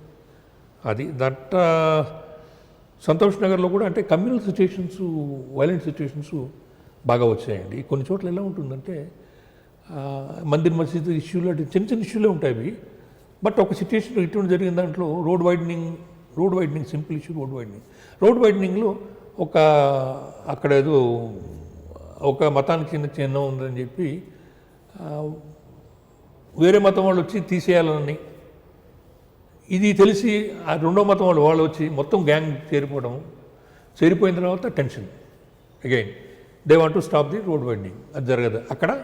ఆ మత చిహ్నంగా అదేదో కట్టాలి అక్కడ, construction that should be taken. ఇటువంటి సిచ్యువేషన్ చాలా వచ్చాయి. రెండు గురు గ్యాంగ్ అప్ అయిపోయారు. The started pelting stones. It's very అంటే గ్రిమ్ సిచ్యువేషనే. దట్టు ఏంటంటే అతర పోలీస్ స్టేషన్ ఆ టైంలో పక్క పోలీస్ స్టేషన్కి చెందినట్టు బోర్డర్ అది, పక్కన మేము అటెండ్ అయినా అటు కూడా అఫెండర్స్ వచ్చారు. ఆ చెందిన ఇన్స్పెక్టర్ గారు ఉన్నారు. లిమిట్స్ ఎగ్జాక్ట్లీ మా లిమిట్స్ కాదు అది. ఆ ఇన్స్పెక్టర్ గారు కొత్తగా వచ్చారు. సో ఆయనకి ఏం అర్థం కాలేదు. డోంట్ వరీ, నేను ఐఎమ్ సీయింగ్ అని చెప్పి లక్కీగా అదృష్టంగానే మనకి తెలిసిన వాళ్ళు ఉండటము, రెండు వర్గాల్లో కూడా మనకు తెలిసిన వాళ్ళు ఉండటము, మనకి గుడ్డీలు ఉండడం బట్టి సీన్లో ఉండడం అనేది చాలా ఇంపార్టెంట్. ఉంటే అక్కడ పాసిఫై చేయడం జరిగిందని గ్యాంగ్ అయిపోయారు బాగా. అటు 100 మెంబర్స్ ఉన్నారు. The started pelting stones. ఇక మాకు దెబ్బలు తగలడం ఒకటే బాకీ ఉంది. నేను ఇంకొక 6 మంది వెళ్ళాము మా స్టాఫ్, అంతకన్నా లేరు. నేను అసలు ఆఫీసర్కి చెప్పడం, తీసుకురావడం, లాఠీచార్జ్ చేయడం ఇది చాలా పెద్ద సిచ్యువేషన్. ఆ సిచ్యువేషన్ ఏం లేకుండా వెళ్ళిపోయింది. అంటే మీరు చెప్తున్నట్లుగా ప్రజలతో సంబంధాలు ఉంటే ఓల్డ్ సిటీలో పనిచేయడం ఈజీ అంటారు. ఖచ్చితంగా అంటే రెండు వర్గాలతో కూడా సంబంధాలు ఉండాలి. ఒక వర్గాన్ని కొమ్ము కాస్తే మాత్రం అది వైలేషన్. ఇంకోటి ఏంటి, పీపుల్ జడ్జ్ మిమ్మల్ని చూసి మీరు విజిబిలిటీ పెట్టి మీ క్యారెక్టర్ వాళ్ళు జడ్జ్ చేస్తారు. చేసినప్పుడు అది మీకు సిచ్యుయేషన్, మీ మంచితనం, మీ గుడ్ మీకు సిచ్యుయేషన్ ఉపయోగపడుతుంది రియల్లీ. సార్, ఓల్డ్ సిటీలో పనిచేస్తున్న ఆఫీసర్లు ట్రాన్స్ఫర్లు అయిపోయినా, ప్రమోషన్ వచ్చినా ఓల్డ్ సిటీలో ఏ ఇష్యూ జరిగిన వాళ్ళందరూ పిలిపిస్తుంటారు. మిమ్మల్ని అలాగే పిలిచారా? తర్వాత కూడా జిల్లాకు వెళ్ళిన తర్వాత కూడా తప్పదు. ఆ గుడ్ విల్ వాడుకోవడానికి తప్పదు. మనకి టెర్రైన్, వినోది ఏరియా, గల్లీలు తెలుసు, ప్రజలు తెలుసు, నేచర్ తెలుసు. ప్రజలు మారిపోయినా కూడా ఇప్పుడు వాళ్ళు తెలియదు సార్. ఏరియా స్పెసిఫిక్ అఫెన్సెస్ ఉంటాయి, area specific controls, law and order situations ఉంటాయి. ఆ సిచ్యుయేషన్ ఏరియా బట్టి వస్తాయి. అటువంటిప్పుడు ఆ ఏరియా తెలిసిన వాళ్ళు చాలా ఇంపార్టెంట్. ఒక గల్లీలో ఎక్కువ మూమెంట్ ఉంటుందండి, అక్కడికి వెళ్ళి మనకి ఏరియా చేస్తుంటారు కదా. ఆల్రెడీ పనిచేస్తున్నాం కాబట్టి తెలుస్తుంది. మనుషులు తెలుస్తారు, ఎక్కడ ఏముంది, పికెట్స్ వేస్తాం, ఎక్కడ సెన్సిటివ్ ప్లేసెస్ అనేది కొత్త వాళ్ళకి తెలియదు. అవును, మనకి తెలుసు. We can say relate. అక్కడ పోతే అక్కడ రిలేట్ చేసి ఫలానా టైంలో అక్కడ అఫెన్స్ జరిగింది, ఇక్కడ అఫెన్స్ జరిగింది, even we can relate. So దానివల్ల ఖచ్చితంగా లోకల్ పోలీస్ చాలా హెల్ప్ఫుల్గా ఉంటుంది. ఓకే, కాబట్టి that is a very good step. And that I think ఇప్పుడు కూడా అదే ప్రాక్టీస్ ఫాలో అవుతూ ఉంటారు. ఆ ఫార్మాట్లో వెళ్తున్నారు. వెళ్ళాల్సిందే. సార్, సంతోష్ నగర్ తర్వాత ఎక్కడికి వచ్చారు? సంతోష్ నగర్ తర్వాత then I went to Kosovo అండి. సంతోష్ నగర్ ఎస్బీకి వెళ్ళాను, స్పెషల్ బ్రాంచ్కి వెళ్ళాను. I work there for 1 year. Special branch నుంచి కొసావోకి వెళ్ళాను. ఓకే, కొసావోలో ఎంతకాలం ఉన్నారు? Kosovo stint of 1 year. ఏమండి? 1 year అది. ఓకే, అంటే 9.5 monthsలోనే అది యాక్చువల్ మిషన్ క్లోజ్ అయిపోవడం రావడం జరిగింది. వచ్చిన తర్వాత for some time I was in south zone only attachment. Elections జరిగినాయి. ఎలక్షన్స్ జరిపించిన తర్వాత then I got my promotion as a ASP, DSP. Okay, then as a DSP I was posted to ACB first time. ACB, anti corruption bureau. Okay, anti corruption bureau అప్పుడు ఎవరైనా joint director? అప్పుడు DG garu, anti corruption బ్యూరోలో గిరీష్ కుమార్ గారు ఉండేవారు. Okay, Arvindrao గారు తర్వాత మీరు వచ్చారు? లేదు, గిరీష్ కుమార్ గారు తర్వాత అరవింద్రావు గారు వచ్చారు. ఓకే, గిరీష్ కుమార్ గారు సీనియర్ ఆఫీసర్. సీనియర్ కదా, ఓకే. ఏసీబీలో ఉన్నప్పుడు మీరు చేసిన కేసులు ఏమున్నాయి? డిఏ కేసులు ఎన్ని, ఎస్బీ ట్రాప్ కేసులు ఏమన్నా? ఇంకా నేను ఎవిడెన్స్కి వెళ్తూనే ఉన్నానండి. ఇంకా చాలా ఎవిడెన్సెస్ బాకీ ఉన్నాయి. మేబీ అరౌండ్ 20-25 ట్రాప్స్ ఈజీగా నాకు ఎవిడెన్స్కి వచ్చినాయి ఉంటాయి. ఎవిడెన్స్కి వచ్చే ఉందండి ఏసీబీలో ట్రాప్ కేసు అంటే వద్దండి, నేను I don't want to name. Court కేసెస్లో కోర్టులో ఉంటాయి, కొన్ని కన్విక్షన్ వచ్చి ఉండొచ్చు కానీ. ఓకే సార్, సాధారణంగా ఏసీబీ మీద ఒక అపవాదం ఇప్పిస్తుంటుందండి. ట్రాప్ కేసు అనేది జెన్యున్ ఉండొచ్చు, కానీ డిఏ కేసులు అనేది వాళ్ళ టార్గెట్ రీచ్ అవ్వడానికి ఒక బకరానికి వస్తుంటారు, తర్వాత ఆ కేసులో కన్విక్షన్ రాదు అన్నది, అది వాస్తవం అంటారా? లేదండి, అది వాస్తవం కాదు. మనం పొరపాటు అనుకోవడం ఏంటంటే ఏసీబీలో టార్గెట్స్ అనేది ఏమి ఉండవండి. రివ్యూ జరుగుతుంది, ఎవ్రీ మంత్లీ రివ్యూ ఉంటుంది, వీక్లీ రివ్యూ ప్రోగ్రెస్ ఉంటుంది. మనం ఆఫీసర్కి ఇన్ని టార్గెట్ అని అలా పెట్టారు. బట్ ఏంటంటే వీ షుడ్ బి యాక్టివ్. ఎవరైనా సరే మీరు పని చేస్తున్నారని ఎలా తెలుస్తుంది? ఎవరైనా పని చేస్తున్నట్టు ఎలా తెలుస్తుంది? ఏదైనా పని నిజంగా కాన్సన్ట్రేట్ చేసి ఇది చేసి ట్రయల్ అండ్ ఎర్రర్ మెథడ్ అని ఉండాలి. ట్రై చేశారా లేదా అని మీ ఎఫర్ట్స్ అయితే విజిబిలిటీ ఉండాలి సీనియర్ ఆఫీసర్, సూపర్వైజింగ్ ఆఫీసర్. అదివరకు చూస్తారు కానీ నువ్వు ఇన్ని కేసులు పెట్టావు, 4 కేసులు పెట్టావు, 5 కేసులు పెట్టావు అట్లా టార్గెట్ ఇవ్వరండి. సార్, కొన్ని ట్రాప్ కేసుల్లో ఒక వ్యక్తి మీద ఉన్న వ్యక్తిగత కక్షతోనో కంప్లైంట్లు వస్తుంటాయి మీకు. అటువంటి కంప్లైంట్లు మీరు ఎలాగ ఐడెంటిఫై చేస్తారండి? ఇవి నిజంగా corrupted fellow, bad fellow, good fellow, లేదంటే కంప్లైంట్ అంటే వాడిని ఇబ్బంది మనం ఎస్ మీరు చెప్పింది కరెక్ట్. ఇది మీరు చెప్పిన పాసిబిలిటీ ఉంది, చాలాసార్లు జరిగి కూడా ఉంటాయి ఇటువంటివి. అటువంటిప్పుడు జనరల్గా ఏంటంటే మనం వెరిఫై చేస్తాం. కంప్లైంట్ ఎవరైతే ఫలానా వాడు ఇలా సస్పెక్ట్ మనం డబ్బులు అడుగుతున్నాడు అన్నప్పుడు అది నిజమే కాదా, వాడి క్యారెక్టర్ ఏమిటంటే మనం ఖచ్చితంగా వెరిఫై చేస్తాం. అదేదో ట్రాప్ అనేది మీ అనుకుంటున్నట్టు ఒక గంటలో అరగంటలోనో మనం వెళ్ళిపోయి చేసేసి పట్టుకుని తెచ్చేది ఉండదు. సినిమా స్టైల్లో ఉండదండి, ఉండదు. ఒక ట్రాప్ ఉన్నా కూడా మన దాని మీద ఒక 2 రోజులు ఎక్సర్సైజ్ జరుగుతుంది. ఆ క్యారెక్టర్ ఆయన ఆఫీసర్ క్యారెక్టర్ కూడా చూస్తారు. అవతల ఆఫీసర్ క్యారెక్టర్ వెరిఫై చేసి వీడు అబద్ధం ఆడుతున్నాడు, వీడికైనా వాట్ ఈస్ మోటివ్, వీడికైనా వేరే మోటివ్ ఉందని ఎగ్జామ్ చేస్తామండి. ఒక్కొక్కప్పుడు ఏమిటవుతుందంటే తప్పులు జరిగితే జరగవని నేను అనలేను, జరిగిన కేసెస్ ఉండొచ్చు. అటువంటిప్పుడు ఏంటంటే మనకే వాడు మన్నే హుడ్వింగ్ చేస్తాడు. కంప్లైంట్ జెన్యూన్గా కనబడతాడు, మన్నే హుడ్వింగ్ చేసి అవతల మీరు ట్రాప్ చేయిస్తాడు. అంటే వాడిని మభ్య పెడతాడు, వాడిని ప్రలోభ పెడతాడు. వాడు ప్రలోభం పెట్టిన విషయం మనకు తెలియదు. వీడి ప్రలోభం ఆల్రెడీ పెట్టినప్పుడు వాడు డిమాండ్ చేయడం జరుగుతుంది. వాడు డిమాండ్ చేసేట్లేదు, మనం వెరిఫై చేస్తాం. డిమాండ్ ఉందని మనం వెళ్తాం. బట్ ఫస్ట్ నుంచి మోరల్గా వాడిని కరప్ట్ చేసే పద్ధతి వీడు చేస్తాడు. అవును. ఇప్పుడు ప్రజెంట్ 2018 అమెండ్మెంట్ యాక్ట్ తర్వాత ఇప్పుడు వీళ్ళని కూడా ఎగ్జామ్షన్స్ ఇచ్చారు. ఎగ్జామ్షన్స్ కాకపోతే వీళ్ళని కూడా అఫెండర్ చేయమని చెప్పి పీసీ యాక్ట్లో వీళ్ళు కూడా ఇన్వాల్వ్ చేస్తే ఎగ్జామ్షన్స్ కాకపోతే వీళ్ళని అరెస్ట్ చేయమని చెప్పి ఇచ్చారు. ఖచ్చితంగా ఇద్దరు కూడా బ్రైబ్ ఇవ్వడం నేరమే. అవును. ఇటువంటి ఇదేదైతే ఉందో ఇట్స్ ఆల్సో అఫెన్స్. చేమరు దాని ప్రకారం చేస్తున్నారు. బట్ ఏంటంటే వెరిఫై చేస్తామండి. వెరిఫై చేయకుండా సార్ ఆ విధంగా ఇప్పుడు ఎవరో ఒక మీ దగ్గరకు వచ్చాడు, సార్ పలానా ఆఫీసర్ ట్రాప్ డబ్బులు అడుగుతున్నాడు, డిమాండ్ చేశాడని చెప్తాడు. మీరు ఎంక్వైరీ చేస్తారు, ఈలోగా అంతా జరిగిపోద్ది. జరిగిన తర్వాత ఆఫీసర్ మంచివాడని తెలిసినప్పుడు మీరు ఏం బాధపడుతుంటారు? డెఫినెట్గా అండి. But very rare cases. అటువంటి ఏమైనా గుర్తున్నాయా? మీరు ఐ టెల్ యూ, అంటే చెప్తున్నాను కదా, officers very kind officer. That ఏసీబీలో చాలా స్థితప్రజ్ఞులైన ఆఫీసర్లే ఉండాలి కూడా. స్పాట్ డెసిషన్స్ తీసుకోవచ్చు. పరిగెత్తి ACB anti corruption bureau work ఎప్పుడు కూడా పరిగెత్తకూడదండి, నడుస్తూనే ఉంటుంది. పరిగెడితే అది మామూలు టాస్క్ ఫోర్స్ వాళ్ళు ఏదో ప్యాకెట్ మీద రైడ్ చేసినట్టు ఉంటుంది. అలా ఉండదండి ఏసీబీలో. సో ఏంటంటే there are certain cases. I think I have done 2 or 3 cases. సీన్కి వెళ్ళిన తర్వాత ట్రాప్ కేసులో చెప్తున్నాను పర్టికులర్. సీన్కి వెళ్ళిన తర్వాత మాకు ఇది రాంగ్ అనిపించింది. We found the complaint as wrong person. వాడికి దురుద్దేశంతో చేస్తున్నాడని చెప్పి తెలియడంతో అక్కడి నుంచి ఆఫీసర్లు చెప్పి, sir there is no case, you are coming back. వచ్చేసిన కేసులు ఉన్నాయి. ఎస్. ఇప్పుడు ఆఫీసర్ ఏమంటారండి? వెల్కమ్ చేస్తారండి. నథింగ్ బికాస్ మన చేతిలో లేదండి. మనం ఎప్పుడైనా కూడా వీ షుడ్ బి మనకు ఆన్సరబుల్ టు అవర్ కాన్షియన్స్. తప్పు చేయకూడదు. దట్టు ఏసీబీ కేసులో. ఎందుకంటే ఒక ఏసీబీ కేసు తప్పు కేసు అయితే ఆ విక్టిమ్కి వాడికి లైఫ్ టార్నిష్ అయిపోతుందండి.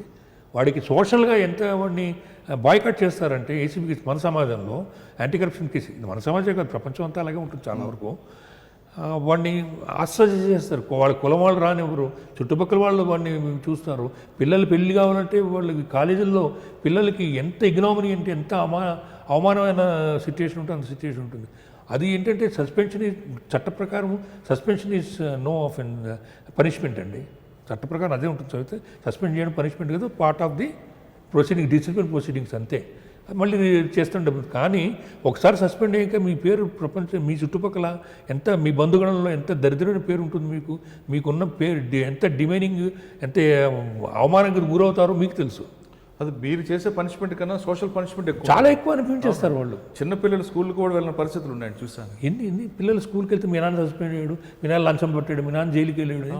ఇది సినిమాలో, అమితాబ్ బచ్చన్ సినిమాలో, కూలీ సినిమాలో, ఇంకెక్కడో సినిమాలో మనం చూడటం కాదండి. Practical it is in society. So ఎప్పుడు కూడా యాంటీ కరప్షన్ బ్యూరో కేసెస్ వేసేప్పుడు చాలా జనరస్గా, డెలిజెంట్గా మనం చూసుకుని వేయాలి తప్ప అలా చేయరు కూడా. ఎక్కడైనా తప్పులు జరగచ్చు. కానీ సాధారణంగా సార్ డిఏ కేసుల్లో మీ వాళ్ళు లోపలికి వెళ్తే సెర్చ్ చేస్తారు. సెర్చ్ చేసి వచ్చిన తర్వాత తిరిగి నీట్గా పెట్టరు ఎందుకండి? అదంతా ఏదో హెచ్బి ఎఫ్ఐఆర్ లాగానే చేసి పక్కపడి వచ్చేస్తారు. ఇట్స్ అ కరెక్ట్ పాయింట్ అండి, వ్యాలిడ్ పాయింట్.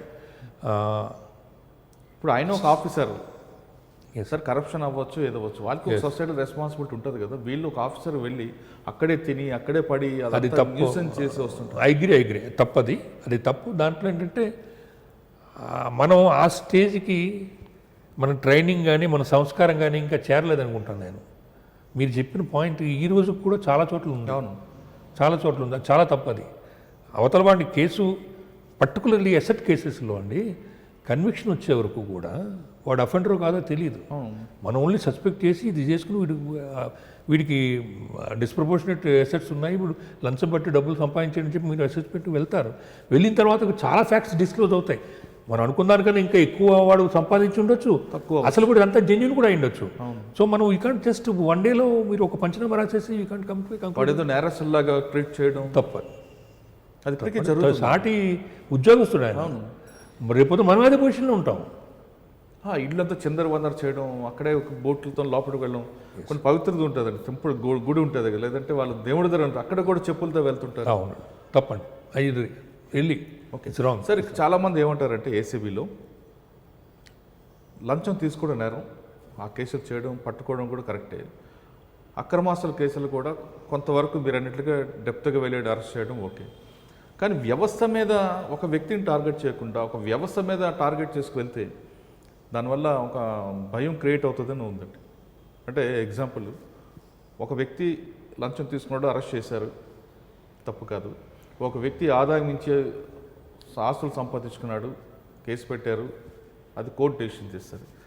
ఈ రెండింటి వల్ల కాకుండా ఒక పర్టికులర్గా ఒక డిపార్ట్మెంట్స్ ఉన్నాయి. ఆ డిపార్ట్మెంట్లో కరప్షన్ అనేది అందరికీ తెలిసిన విషయమే, టాప్ 10 డిపార్ట్మెంట్లో. ఆ డిపార్ట్మెంట్ మీద రెగ్యులర్గా సర్ప్రైజ్ చెకప్ కానీ ఇటువంటి చేసుకువెళ్తే ఒక ప్యానిక్ క్రియేట్ అవుతుంది, దానివల్ల లంచం తీసుకునే అవకాశం తగ్గుతుంది అనేది కొంతమంది వాదన అండి. సర్ప్రైజ్ చెక్స్ అనేది మీరు చెప్పినట్టు ఏసీబీ వాడుతుందండి. సర్ప్రైజ్ చెక్స్ చేసిన కొద్దీ వాళ్ళు జాగ్రత్తగా ఉండి లంచగొండతనం తగ్గుతుంది కూడా. It surprise checks is a very good weapon. మనకి వేరే స్పెసిఫిక్ ఇన్ఫర్మేషన్ లేనప్పుడు, ఓన్లీ జరుగుతోంది అని మాత్రమే తెలిసినప్పుడు, కన్ఫర్మ్ అయినప్పుడు సర్ప్రైజ్ చెక్ చేయొచ్చండి. It's a good weapon. But ఏంటంటే more than that, transparency in each and every transaction of a government, you are related to when you are dealing with the public people, official దాంట్లో transparency ఎప్పుడైతే బాగా వస్తుందో, కింద లెవెల్లో description ఎప్పుడైతే cut అయిపోతుందో అప్పుడు ఆటోమేటిక్గా కరప్షన్ కూడా తగ్గిపోతుందండి. అంటే మీరు ఆన్లైన్ ఇప్పుడు వచ్చే కొత్త పోర్టల్స్ మనకి ఇప్పుడు గవర్నమెంట్ ఇంప్లిమెంట్ చేస్తోంది, అన్ని ఆన్లైన్ చాలా వరకు దొరికే టైంలో కరప్షన్ ఉండే అవకాశం చాలా తక్కువ. ఓకే సార్, ఏసీబీ తర్వాత ఎక్కడికి వచ్చారు? ఏసీబీ తర్వాత again Santosh Nagar anti corruption bureau నుంచి ఏసీపీ సంతోష్ నగర్ రావడం జరిగిందండి. అంటే నాకు తెలియదు, నేను అక్కడికి వస్తాను కూడా నాకు తెలియదు. But officers under whom I worked previously, వాళ్ళు they have taken decision and posted me. అంటే అప్పుడు సంతోష్ నగర్కి మీరు వచ్చిన సంతోష్ నగర్కి డిఫరెన్స్ ఏమొచ్చింది? అంటే మీరు ఇన్స్పెక్టర్గా వచ్చినప్పుడు సంతోష్ నగర్కి, ఏసీబీ కొంచెం సంతోష్ నగర్, దేంట్లో కూడా ఏం డిఫరెన్స్ లేదండి. ఓన్లీ నా బాధ్యత మరింత పెరిగింది, దాంట్లోనే డిఫరెన్స్, కొంచెం స్ట్రెస్ స్ట్రెయిన్ పెరిగాయి. బికాస్ నేను ఒక పోలీస్ స్టేషన్ చూసుకునేవాడిని, ఇప్పుడు వచ్చిన 4 పోలీస్ స్టేషన్లు చూసుకున్నాను. సంతోష్ నగర్, కంచన్బాగ్, కంచన్బాగ్, భవానీ నగర్, మదన్పేట్, 4 బాగా. ఎస్. సో టెన్షన్ ఎట్లా పబ్లిక్ యాటిట్యూడ్ మారిందండి అప్పుడు? ఏం మారలేదు. మీరు ఇన్స్పెక్టర్ ఉన్నప్పుడు అలాగే ఉంది, ఏసీపీ కూర్చుని అలాగే ఉంది. ఇప్పుడు ఎడ్జడి మారలేదండి. బట్ ఏంటంటే నాకు టెర్రైన్ తెలుసు, geographically I'm familiar and most of the పీపుల్తో కూడా నేను ఫెమిలియారిటీ ఉండబట్టి నేను సక్సెస్ఫుల్గా చేయగలిగాను. బట్ అగైన్ టేక్ ఓల్డ్ సిటీలో పనిచేయడం అంటే అక్కడున్న ఒక సామాజిక వర్గానికి తల ఉంచితేనే పని చేయగలం, లేదంటే పని చేయలేం అనేది ఒక వార్త ఉంది, వాస్తవం అంటారా? కాదండి. ఎందుకంటే చెప్తాను. మొదటి మనం సర్వెంట్స్ అండి, we are public servants, government servants. మనం ఏదైనా పని చేసింది ప్రజల కోసం చేస్తున్నాం. చేస్తున్నప్పుడు అవతల వాడికి మర్యాద ఇవ్వటము, మర్యాద పుచ్చుకోవటం. మర్యాద ఇవ్వడం తప్పులేదు, వచ్చినవాడిని కూర్చోపెట్టడం ఫస్ట్. సో ఎప్పుడైతే మీరు మర్యాద ప్రవర్తిస్తారో పబ్లిక్ కూడా మీతో అలాగే ఉంటారండి. మీరు రూడ్గా ఉంటే వాళ్ళు కూడా మీ మీద ఏం చేయలేకపోవచ్చు, మిమ్మల్ని మనసులో అదే పెట్టుకుంటారు. సో అదొక్కటే మీకు డిఫరెన్స్ ఉంటుంది. ఓల్డ్ సిటీలో కూడా చట్ట ప్రకారం చేస్తామండి. ఒక మర్డర్ చేస్తే అరెస్ట్ చేయడం మానేస్తారు. It's not possible. హెల్మెట్ కేసులు పెట్టేవాళ్ళు పెడతారు, పెట్టినప్పుడు రెసిస్టెన్స్ వస్తుందో ఒక ఎమ్మెల్యే గారు తీసుకొచ్చి ఎందుకు హెల్మెట్ కేసులు పెట్టారని అడుగుతారు. అటువంటి గతంలో జరగలేదు కాదు. వాళ్ళు సమాజం చెప్తారు, వదిలేస్తారు. ఇప్పుడు ఏ పొలిటీషియన్ అయినా అవతల అజ్ఞానం బట్టే రూల్ చేస్తాడండి. మీ తెలివి, మీ నాలెడ్జ్ మీకున్నప్పుడు మీరు వెళ్ళిపోతారు. మీరు ఓ పొలిటీషియన్ ఇప్పుడు అవసరం లేదు మీకు. వాళ్ళ అమాయకత్వం మీద వీళ్ళు భాషణ చేస్తారు, అటువంటిది జరుగుతుంటుంది. But at the same time ఏ వర్గం అయినా సరే మన రూల్ ఆఫ్ లా ఎప్పుడు తప్పదండి. సార్, మీరు అక్కడ పనిచేస్తున్న ఏసీపీ సంతోష్ నగర్ ఉన్నప్పుడు ఓవైసీ బ్రదర్స్ నుంచి ఏమైనా బ్రదర్స్ వచ్చావా మీకు? ఐఎమ్ బ్లెస్డ్ అండి, చాలా అదృష్టవంతులు. ఎందుకంటే ఓవైసీ బ్రదర్స్ అంటే అక్బర్ గారు కానీ లేకపోతే అసద్ గారు కానీ మాట్లాడేవారు ఫోన్లో. వాళ్ళు ఎప్పుడు రావడం కదా, ఫోన్లో మాట్లాడారు. అవసరం బట్టి ఇది చెప్పారు, ఏ క్యా హోరా ఇది అని అడిగేవాడు, ఆయన చెప్పేవాడు. ఎందుకంటే మనం ఎప్పుడు రాంగ్ సైడ్ లేవు కాబట్టి they could satisfy themselves with the plausible answer, వెళ్ళిపోయేవాళ్ళు. మనం హై హ్యాండెడ్నెస్ చేసి చెప్పిన తర్వాత వాళ్ళు వినేవారండి. ఎస్, అంటే మనం చెప్పే విధానం బట్టి, మనకున్న క్యారెక్టర్ బట్టి వాళ్ళు అర్థం చేసుకుంటారు. మనం ఏమైనా వన్ సైడ్ వెళ్తే వాళ్ళు కూడా అప్పుడు రివర్స్ అవుతారు. ఖచ్చితంగానండి, ఖచ్చితంగా. మనం పార్షియల్గా ఉంటే, మనం ఇంపార్షియల్ లేము, పార్షియల్గా ఉన్నామంటే ఖచ్చితంగా మనకి వస్తుందండి. మనం ఒక వర్గానికి సపోర్ట్ చేస్తున్నామంటే వాళ్ళు ఇప్పుడు ఆటోమేటిక్గా చేస్తారు. There are several instances. అంటే అల్టిమేట్గా మన క్యారెక్టరే ఇక్కడ చెప్తుంటుంది. మన ఓవైసీ బ్రదర్స్ అవ్వచ్చు, ఇంకో బ్రదర్స్ ఎవరైనా కావచ్చు అండి, ఎవరైనా కావచ్చు. మనం కరెక్ట్గా జెన్యున్గా ఉన్నామంటే వాళ్ళు ఇంకేం మాట్లాడారు. ఇప్పుడు భాగ్యలక్ష్మి ఇష్యూలో కూడా ఓల్డ్ సిటీ అంత టర్మాయిల్. భాగ్యలక్ష్మి ఇష్యూ మీకు తెలుసు. అవును, ఆ టైంలో భాగ్యలక్ష్మి టెంపుల్ దగ్గర హైకోర్టు దాని గురించి బందోబస్తు చేయడం, మొత్తం ఓల్డ్ సిటీ అంతా చేయడం, అక్బర్ గారు కానీ వీళ్ళు కానీ ప్రొటెస్ట్ చేయడం కానీ చాలా జరిగినప్పుడు టోటల్ ఓల్డ్ సిటీ అంతా పోలీసు వ్యతిరేకం అయిపోయింది కదా టోటల్గా. ఇట్స్ ఫర్ అబౌట్ 6 months అంతవరకు వ్యతిరేకం అయ్యారు, కరెక్టే. బట్ అక్కడ రూల్ ఆఫ్ లా అక్కడ బ్రేక్. పోలీస్ హై హ్యాండెడ్గా పోలీస్ ఏం చేయాలో చేశారు. పోలీస్ సెల్ లాఠీచార్జ్ చేసింది, పోలీస్ టీయర్ గ్యాస్ వదిలింది, కంట్రోల్ చేసిన మాబ్ని. పోలీస్ చేయలేదు అనేది లేదండి, చేసి ఖచ్చితంగా చేస్తాం. బట్ పబ్లిక్కి వీళ్ళు ఎవరైతే మనం మర్యాదగా ఉంటామో దాంతో వీళ్ళు పోలీసు వాళ్ళకి తాబేదారి, పోలీసు వాళ్ళు ఒక వర్గానికి కుమ్మగాస్తారు, వాళ్ళతో మాట్లాడతారని చెప్పి the other group gives allegation. అంతే, ఇట్స్ ఎ కలర్. కానీ అక్కడ ఇంకొక ప్రెజర్ కనిపిస్తుంటుందండి ఓల్డ్ సిటీలో. మీరు మీరు సామాజిక వర్గం, మీ సామాజిక వర్గం వాళ్ళతో మీరు మాట్లాడారనుకోండి, అవతల వాళ్ళు మీకు ఆ ముద్ర వేస్తారు. అవును, సరే, మీరు వాళ్ళతో ఎందుకు అని ఆపోజిట్ సామాజిక వర్గంతో కొంచెం క్లోజ్గా ఉన్నారనుకోండి, ఈయన ఈ సామాజిక వర్గమైనా ఆ సామాజిక వర్గం దగ్గరికి వెళ్ళి కొమ్ము కాస్తున్నాడు అనుకుంటారు. అంటే మీరు నిజంగా న్యూట్రల్గా ఉన్న ఈ 2 వర్గాల నుంచి ఇటువంటి ప్రెజర్స్ కనిపిస్తుంటాయండి. అటువంటివి మీకు ఎదురయ్యా? ప్రెషర్స్ అనేది 2 వర్గాల నుంచి రావడం ఒకే ఇష్యూ మీద జరిగింది, చాలా జరిగింది. అది జరుగుతుంది, ప్రతి పోలీసు ఆఫీస్ జరుగుతుంది. పోలీసు ఇట్లో అయితే ఇంకా జరుగుతుంది. కానీ నా మీద ఎలిగేషన్లు పెట్టడం అది లేదు. మీ మీద ఎలిగేషన్ అని అనట్లేదు, నా మీదనే కాదు, ఆ విధంగా తీసుకొస్తారు. మీరు ఒక వర్గానికి, ఎస్, మీరు మీకున్న వర్గంతో కాకుండా అవతల వర్గంతో కూడా మీరు మాట్లాడుతుంటారు. తప్పు కాదు అది, ఎందుకంటే పోలీస్ అనేది 2 న్యూట్రల్గా ఉండాలి. కానీ మీ వర్గం వాళ్ళు ఏమనుకుంటారంటే ఆ వర్గానికి భయపడి మావాడు వెళ్ళాడని అంటారు. నెక్స్ట్ ఆ వర్గం వాళ్ళు ఏమనుకుంటారంటే మీ వర్గం కూడా ఈయన ఆ కమ్యూనిటీ కాబట్టి వాళ్ళ వైపే ఎక్కువ ఉన్నాడని వాళ్ళు అంటారు. కానీ మనస్సాక్షిగా మీకు తెలిసి ఏం చేస్తున్నారు? మీరు చెప్పింది కరెక్టే అనుకుంటారు, బట్ నేను చెప్తాను, I am the love example and there are several instances.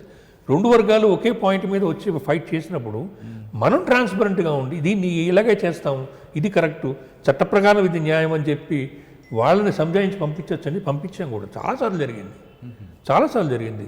Because particularly మీకు ఏమిటవుతుందంటే ఓల్డ్ సిటీలో ఈ టెంపుల్ మందిర్ మధ్య ప్రతి చోట ఉంటాయి.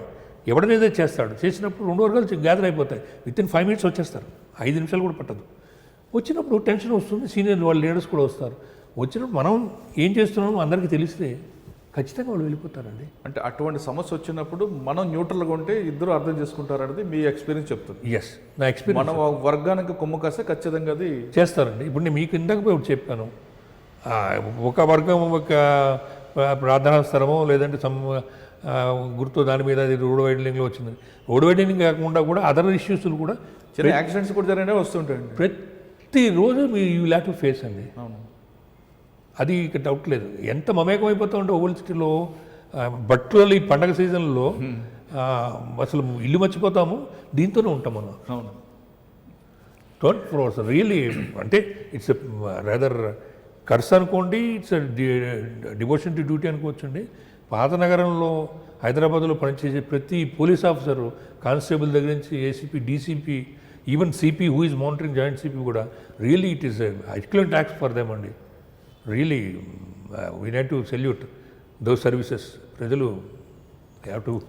కానీ అక్కడ పనిచేస్తున్న ఆఫీసర్లు అందరికీ వాళ్ళ పండుగల కన్నా అవతల వాళ్ళ పండుగలు బాగా గుర్తుండిపోతాయి అంటుంటారండి.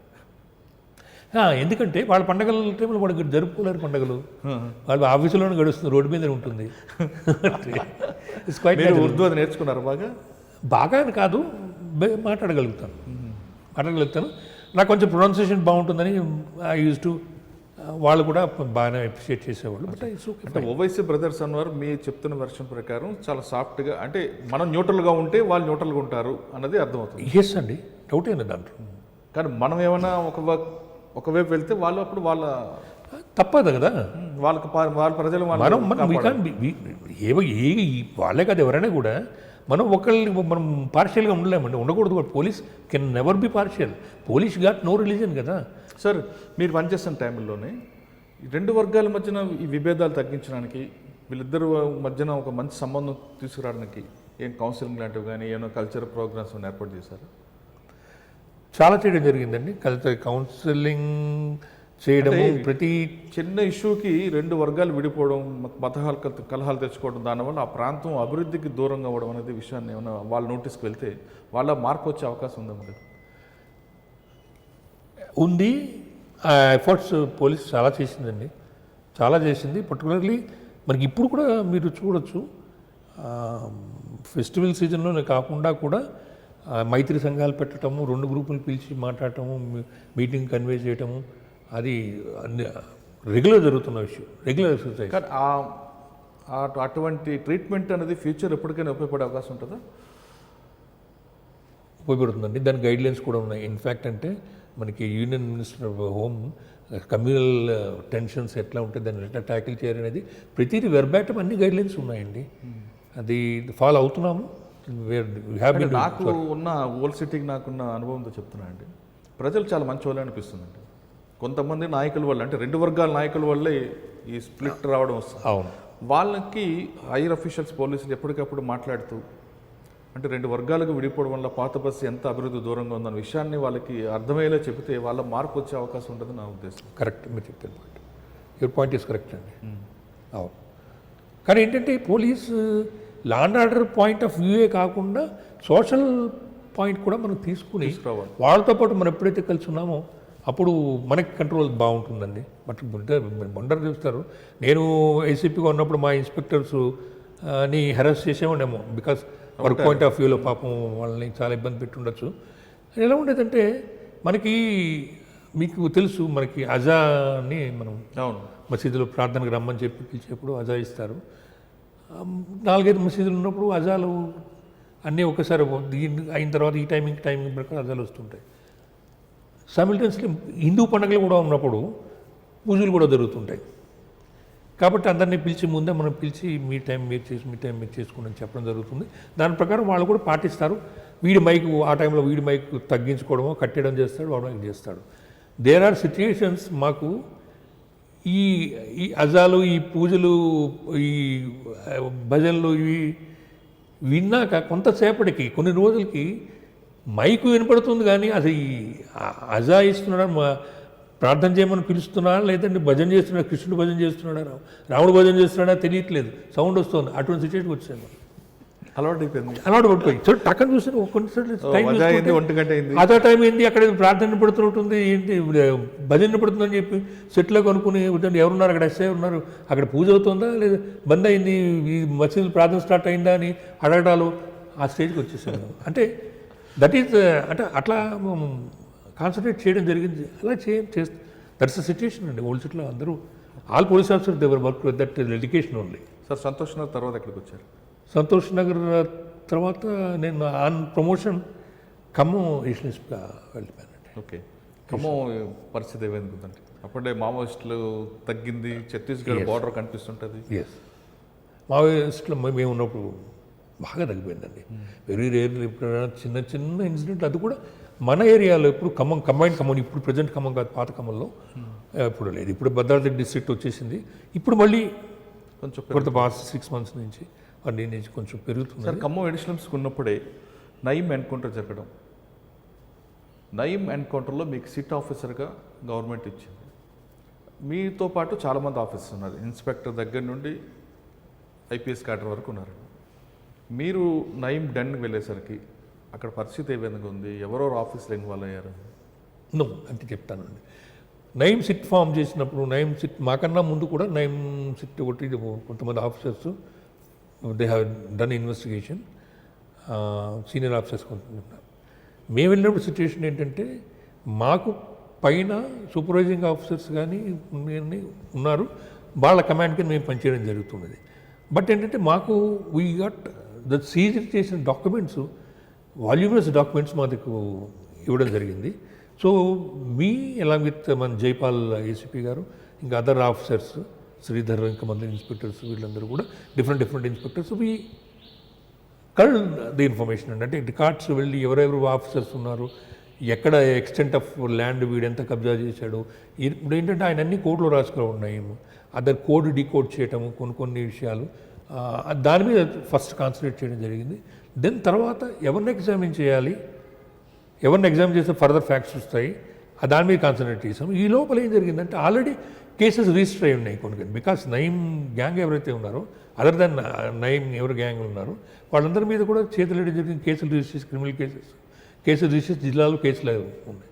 అంటే మన భువనగిరి ఏరియాలో కానీ, నల్గొండ కానీ, then other part of north తెలంగాణలో కానీ కేసెస్ రిజిస్టర్ అయి ఉన్నాయి.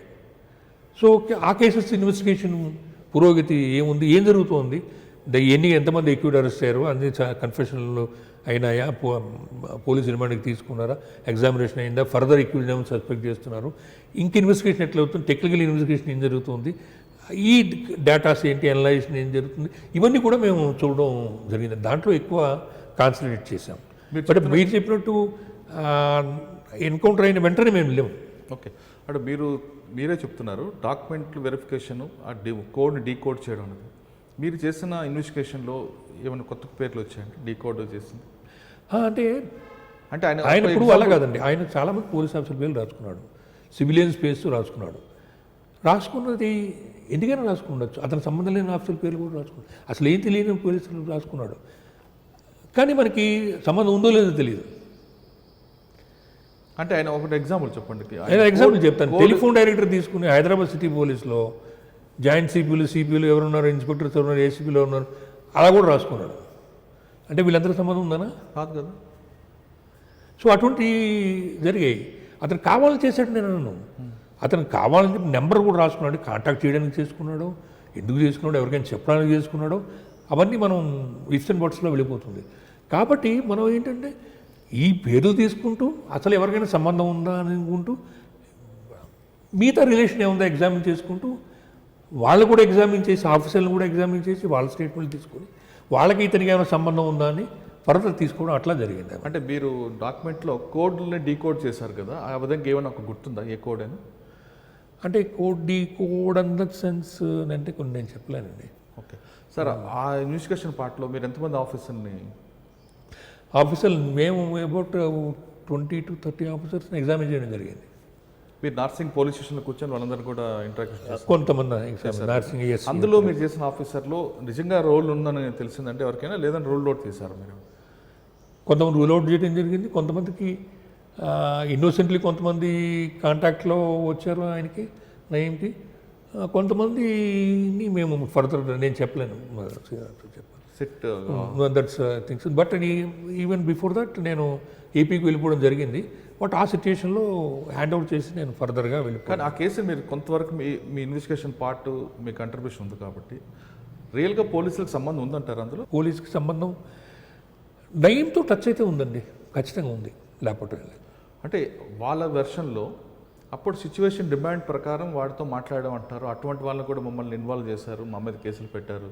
అంటే నేను ఫర్దర్ మీరు చెప్పినట్టు ఈ నెక్స్ట్ స్టెప్ ఫర్దర్ ఇన్వెస్టిగేషన్లో ఈ వాళ్ళ స్టేట్మెంట్ రికార్డ్ చేయడము, మీకు వచ్చిన ఇన్ఫర్మేషన్ ఆఫీసర్లు చెప్పడం అనేది ఏదైతే ఉందో ఇంకా నేను ఆ స్టెప్కి రాలి, అప్పటికి మేము వెళ్ళిపోవడం జరిగింది. బట్ మీరు చెప్పింది కరెక్టే. అంటే మీ ఇన్వెస్టిగేషన్ పార్ట్ వరకు అయితే పోలీస్ రోల్ అయితే ఎస్టాబ్లిష్ అయింది. పోలీస్ రోల్ అంటే పోలీస్ రోల్ ఉంది, police also then touch with him, అంటే దే నో హిమ్. ఆయనతో పోలీస్ ఆఫీసర్ వాళ్ళకి ఇంటరాక్షన్స్ ఉండడం మాత్రం కరెక్టే. ఓకే, అది టువర్డ్స్ ఏ ఎండ్కి వెళ్ళింది, ఏమున్నా ఫర్దర్ ర్యామిఫికేషన్స్ ఏమున్నాయనేది ఇంకా మనకి మేము టైంలో ఇంకా further. Right.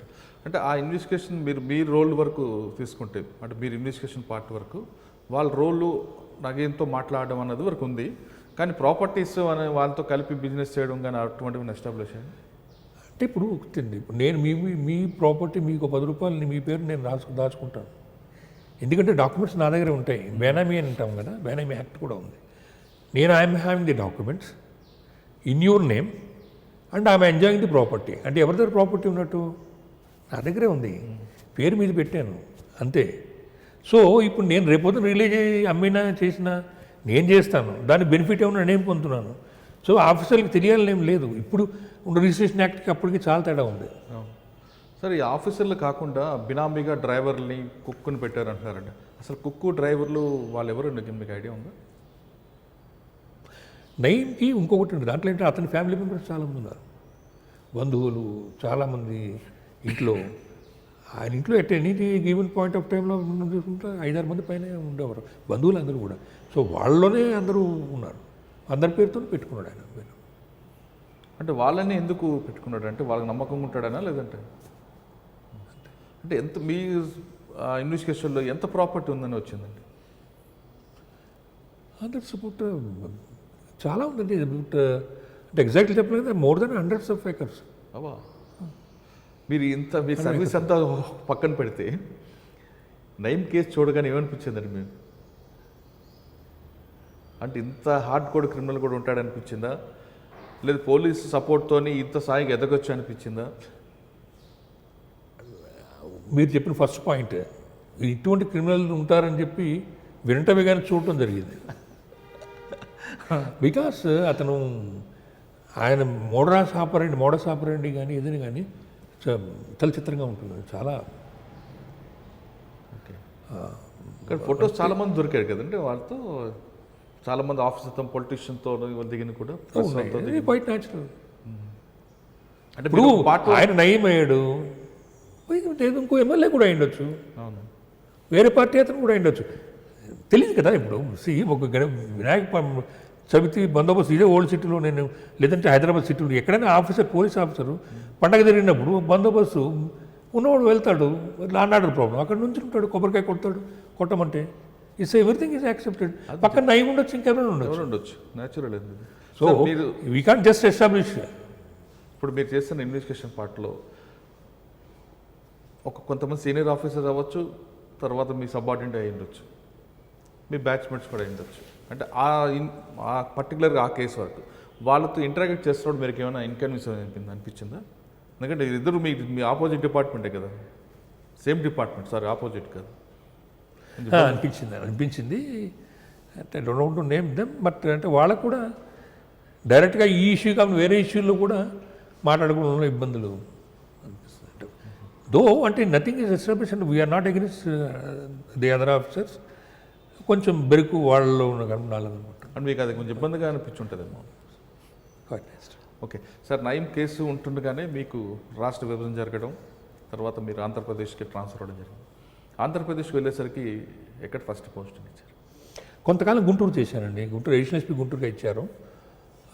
Then about 20 days తర్వాత I went to Krishna district as additional SP. అంటే రాష్ట్రం, ఉమ్మడి రాష్ట్రంలో పనిచేశారు, రాష్ట్ర విభజన తర్వాత మళ్ళీ ఆంధ్రప్రదేశ్కి వెళ్ళారు కదా, మీకు ఆ ఫీలింగ్స్?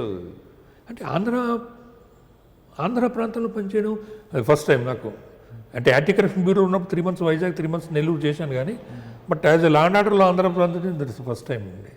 అంటే totally though I belong to that place, I was never A police officer in AP. And that అసలు ఏపీలో నాకు నా చదువు చిన్నప్పటి నుంచి కూడా పోలీసు వాళ్ళతో టచ్ కానీ లేదు, అసలు తెలియదు పోలీసు వాళ్ళు ఎవరనేది. సార్, కృష్ణా డిస్ట్రిక్ట్కి వచ్చారు మీరు. అదొక చాలా ప్రశాంతమైన జిల్లా అని పేరు ఉంది. నిజంగా ప్రశాంతంగా ఉందా, లేదంటే అది టీ కప్లో తుఫాన్ లాగా ఉంటుందంటారు? లేదండి, టీ కప్లో తుఫాన్ అంటే తుఫాన్ ఉంటుంది కానీ మీరు చెప్పినట్టు టీ కప్ అంతే. అక్కడ ఏంటంటే ప్రాబ్లం ఏంటంటే మోస్ట్లీ నేను అబ్జర్వ్ చేసింది క్యాస్ట్ డివిజన్ బాగా ఉంది, కుల రాజకీయాలు ఎక్కువ. సో వైలెంట్ రాజకీయాలు అనేది కమ్యూనిస్ట్ ఉన్నప్పుడు బాగా ఉన్నప్పుడు, అంటే బాగా 1951 ఆ టైం తర్వాత కొన్ని చోట్ల కూడా జరిగిందంటారు. ఈ మన కృష్ణా ఇటువైపు అవరగడ్డ ఏరియాలో ఫ్యాక్షనిస్ట్ రాజకీయాలు జరిగాయి కొంతకాలం, 10 years బ్యాక్. ఇప్పుడు లేదు, ప్రశాంతంగా ఉందండి ఏరియా. అంటే మీరు కృష్ణా జిల్లా అడిషనల్ ఎస్పీగా మీ కాంట్రిబ్యూషన్ ఏంటంటే? Any additional SP is for the admin చూసుకుంటాము, plus investigation of cases, progress of DCR పెట్టండి, డిస్ట్రిక్ట్ క్రైమ్ బ్యూరో. దానికి మనమే విల్ బీ లుకింగ్ ఆఫ్టర్ డైరెక్ట్లీ. ఎస్పీఆర్ తర్వాత మనం చూస్తాం, ఎస్పీఆర్ తరఫున మనమే చూస్తాం. క్రైమ్ రేట్ ఏ విధంగా ఉందండి కృష్ణాలో? తక్కువేనండి, క్రైమ్ రేట్ తక్కువే. మోస్ట్లీ ఈ గ్రోహేమ్స్ ఎక్కువ ఉంటుందండి, ఫ్యామిలీ డిస్ప్యూట్స్ చాలా ఉంటాయి, then property offences. Okay, Krishna తర్వాత అండి? కృష్ణా తర్వాత ఆఫ్టర్ ఎలక్షన్స్ యాంటీ కరప్షన్ బ్యూరోకి వచ్చానండి. కృష్ణా నుంచి ఆఫ్టర్ ఎలక్షన్ యాంటీ కరప్షన్ బ్యూరోకి మీకు విల్లింగ్గా వచ్చారా లేదా? లేదు, అంటే జరిగింది ఏంటంటే దీంట్లో నేను I went on leave for my personal reasons elections తర్వాత. వెళ్ళడంలో నాకు ఏసీబీ నుంచి అడిగారండి వస్తావా అని. నేను సెడ్ ఓకే. నేను మొత్తం నా సర్వీస్లో ఒక్కసారి ఇంటెలిజెన్స్కి వస్తానని అడిగాను వెన్ ఐ వాజ్ ఎస్ఐ. తర్వాత ఏసీబీకి వెళ్తాను, నీకు ఉన్నప్పుడు పెట్టుకున్నాను పిటిషన్, బట్ ఎవరు కూడా నన్ను అడగలేదు. తర్వాత మొన్న అడిగితే వెళ్ళానండి. నేను ఎప్పుడు కూడా నాకు ఫలానా ఇది కావాలని ఎప్పుడు కోరుకోలేదు. సర్వీస్ వెళ్ళిపోయింది, మనం వెళ్ళిపోయాం, బయటకు వచ్చేసాం. కానీ ఏసీబీ డీజీ ఆయన కూడా చాలా ఫాస్ట్ ఆఫీసర్ కదండి. ఎస్, మరి ఆయన దగ్గర ఎలా పని చేశారు మీరు? అంటే నేను ఉన్నప్పుడు ఆయన ఆలోచనలు, ఆయన ఎంత స్పీడ్గా ఉంటారో ఆలోచనలు అంతే స్పీడ్గా ఉంటాయి. అంతే, చాలా ఫాస్ట్ ఆఫీసర్. అంటే మరి చాలా ఇంటెలిజెంట్, చాలా స్పాట్ డెసిషన్కి వస్తారండి. మంచి గుడ్ ఆర్ బ్యాడ్ ఆయనకి తెలిసిపోతుంది ఇమీడియట్గానే. మన కెపాసిటీ కూడా ఆయన చూస్తారు, మనం ఎంత లోతుకుంటామో మనకి తెలిసేదే లేదు బాబు. Then you will go for some other ఇమీడియట్గా. Great officer. ఆయన ఏ డెసిషన్ ఇచ్చా చాలా ఫాస్ట్గా ఉంటారండి, స్పాట్ డెసిషన్ తీసుకుంటారు. ఆయనలో ఒకటి ఉందండి, అది ప్లస్ అయినా మైనస్ అయినా, ప్లస్ అయితే responsibility, that's great quality. Minus అయితే నాదేనా ఆయన ఓన్ గ్రేట్ క్వాలిటీ. సార్, ఆయన మీరు ఏసీబీ ఆంధ్రప్రదేశ్లో ఉన్నప్పుడు ఏ కేసులు చూసారండి? ఎన్ని ట్రాప్ కేసులు చేశారు, ఎన్ని డిఏ కేసులు?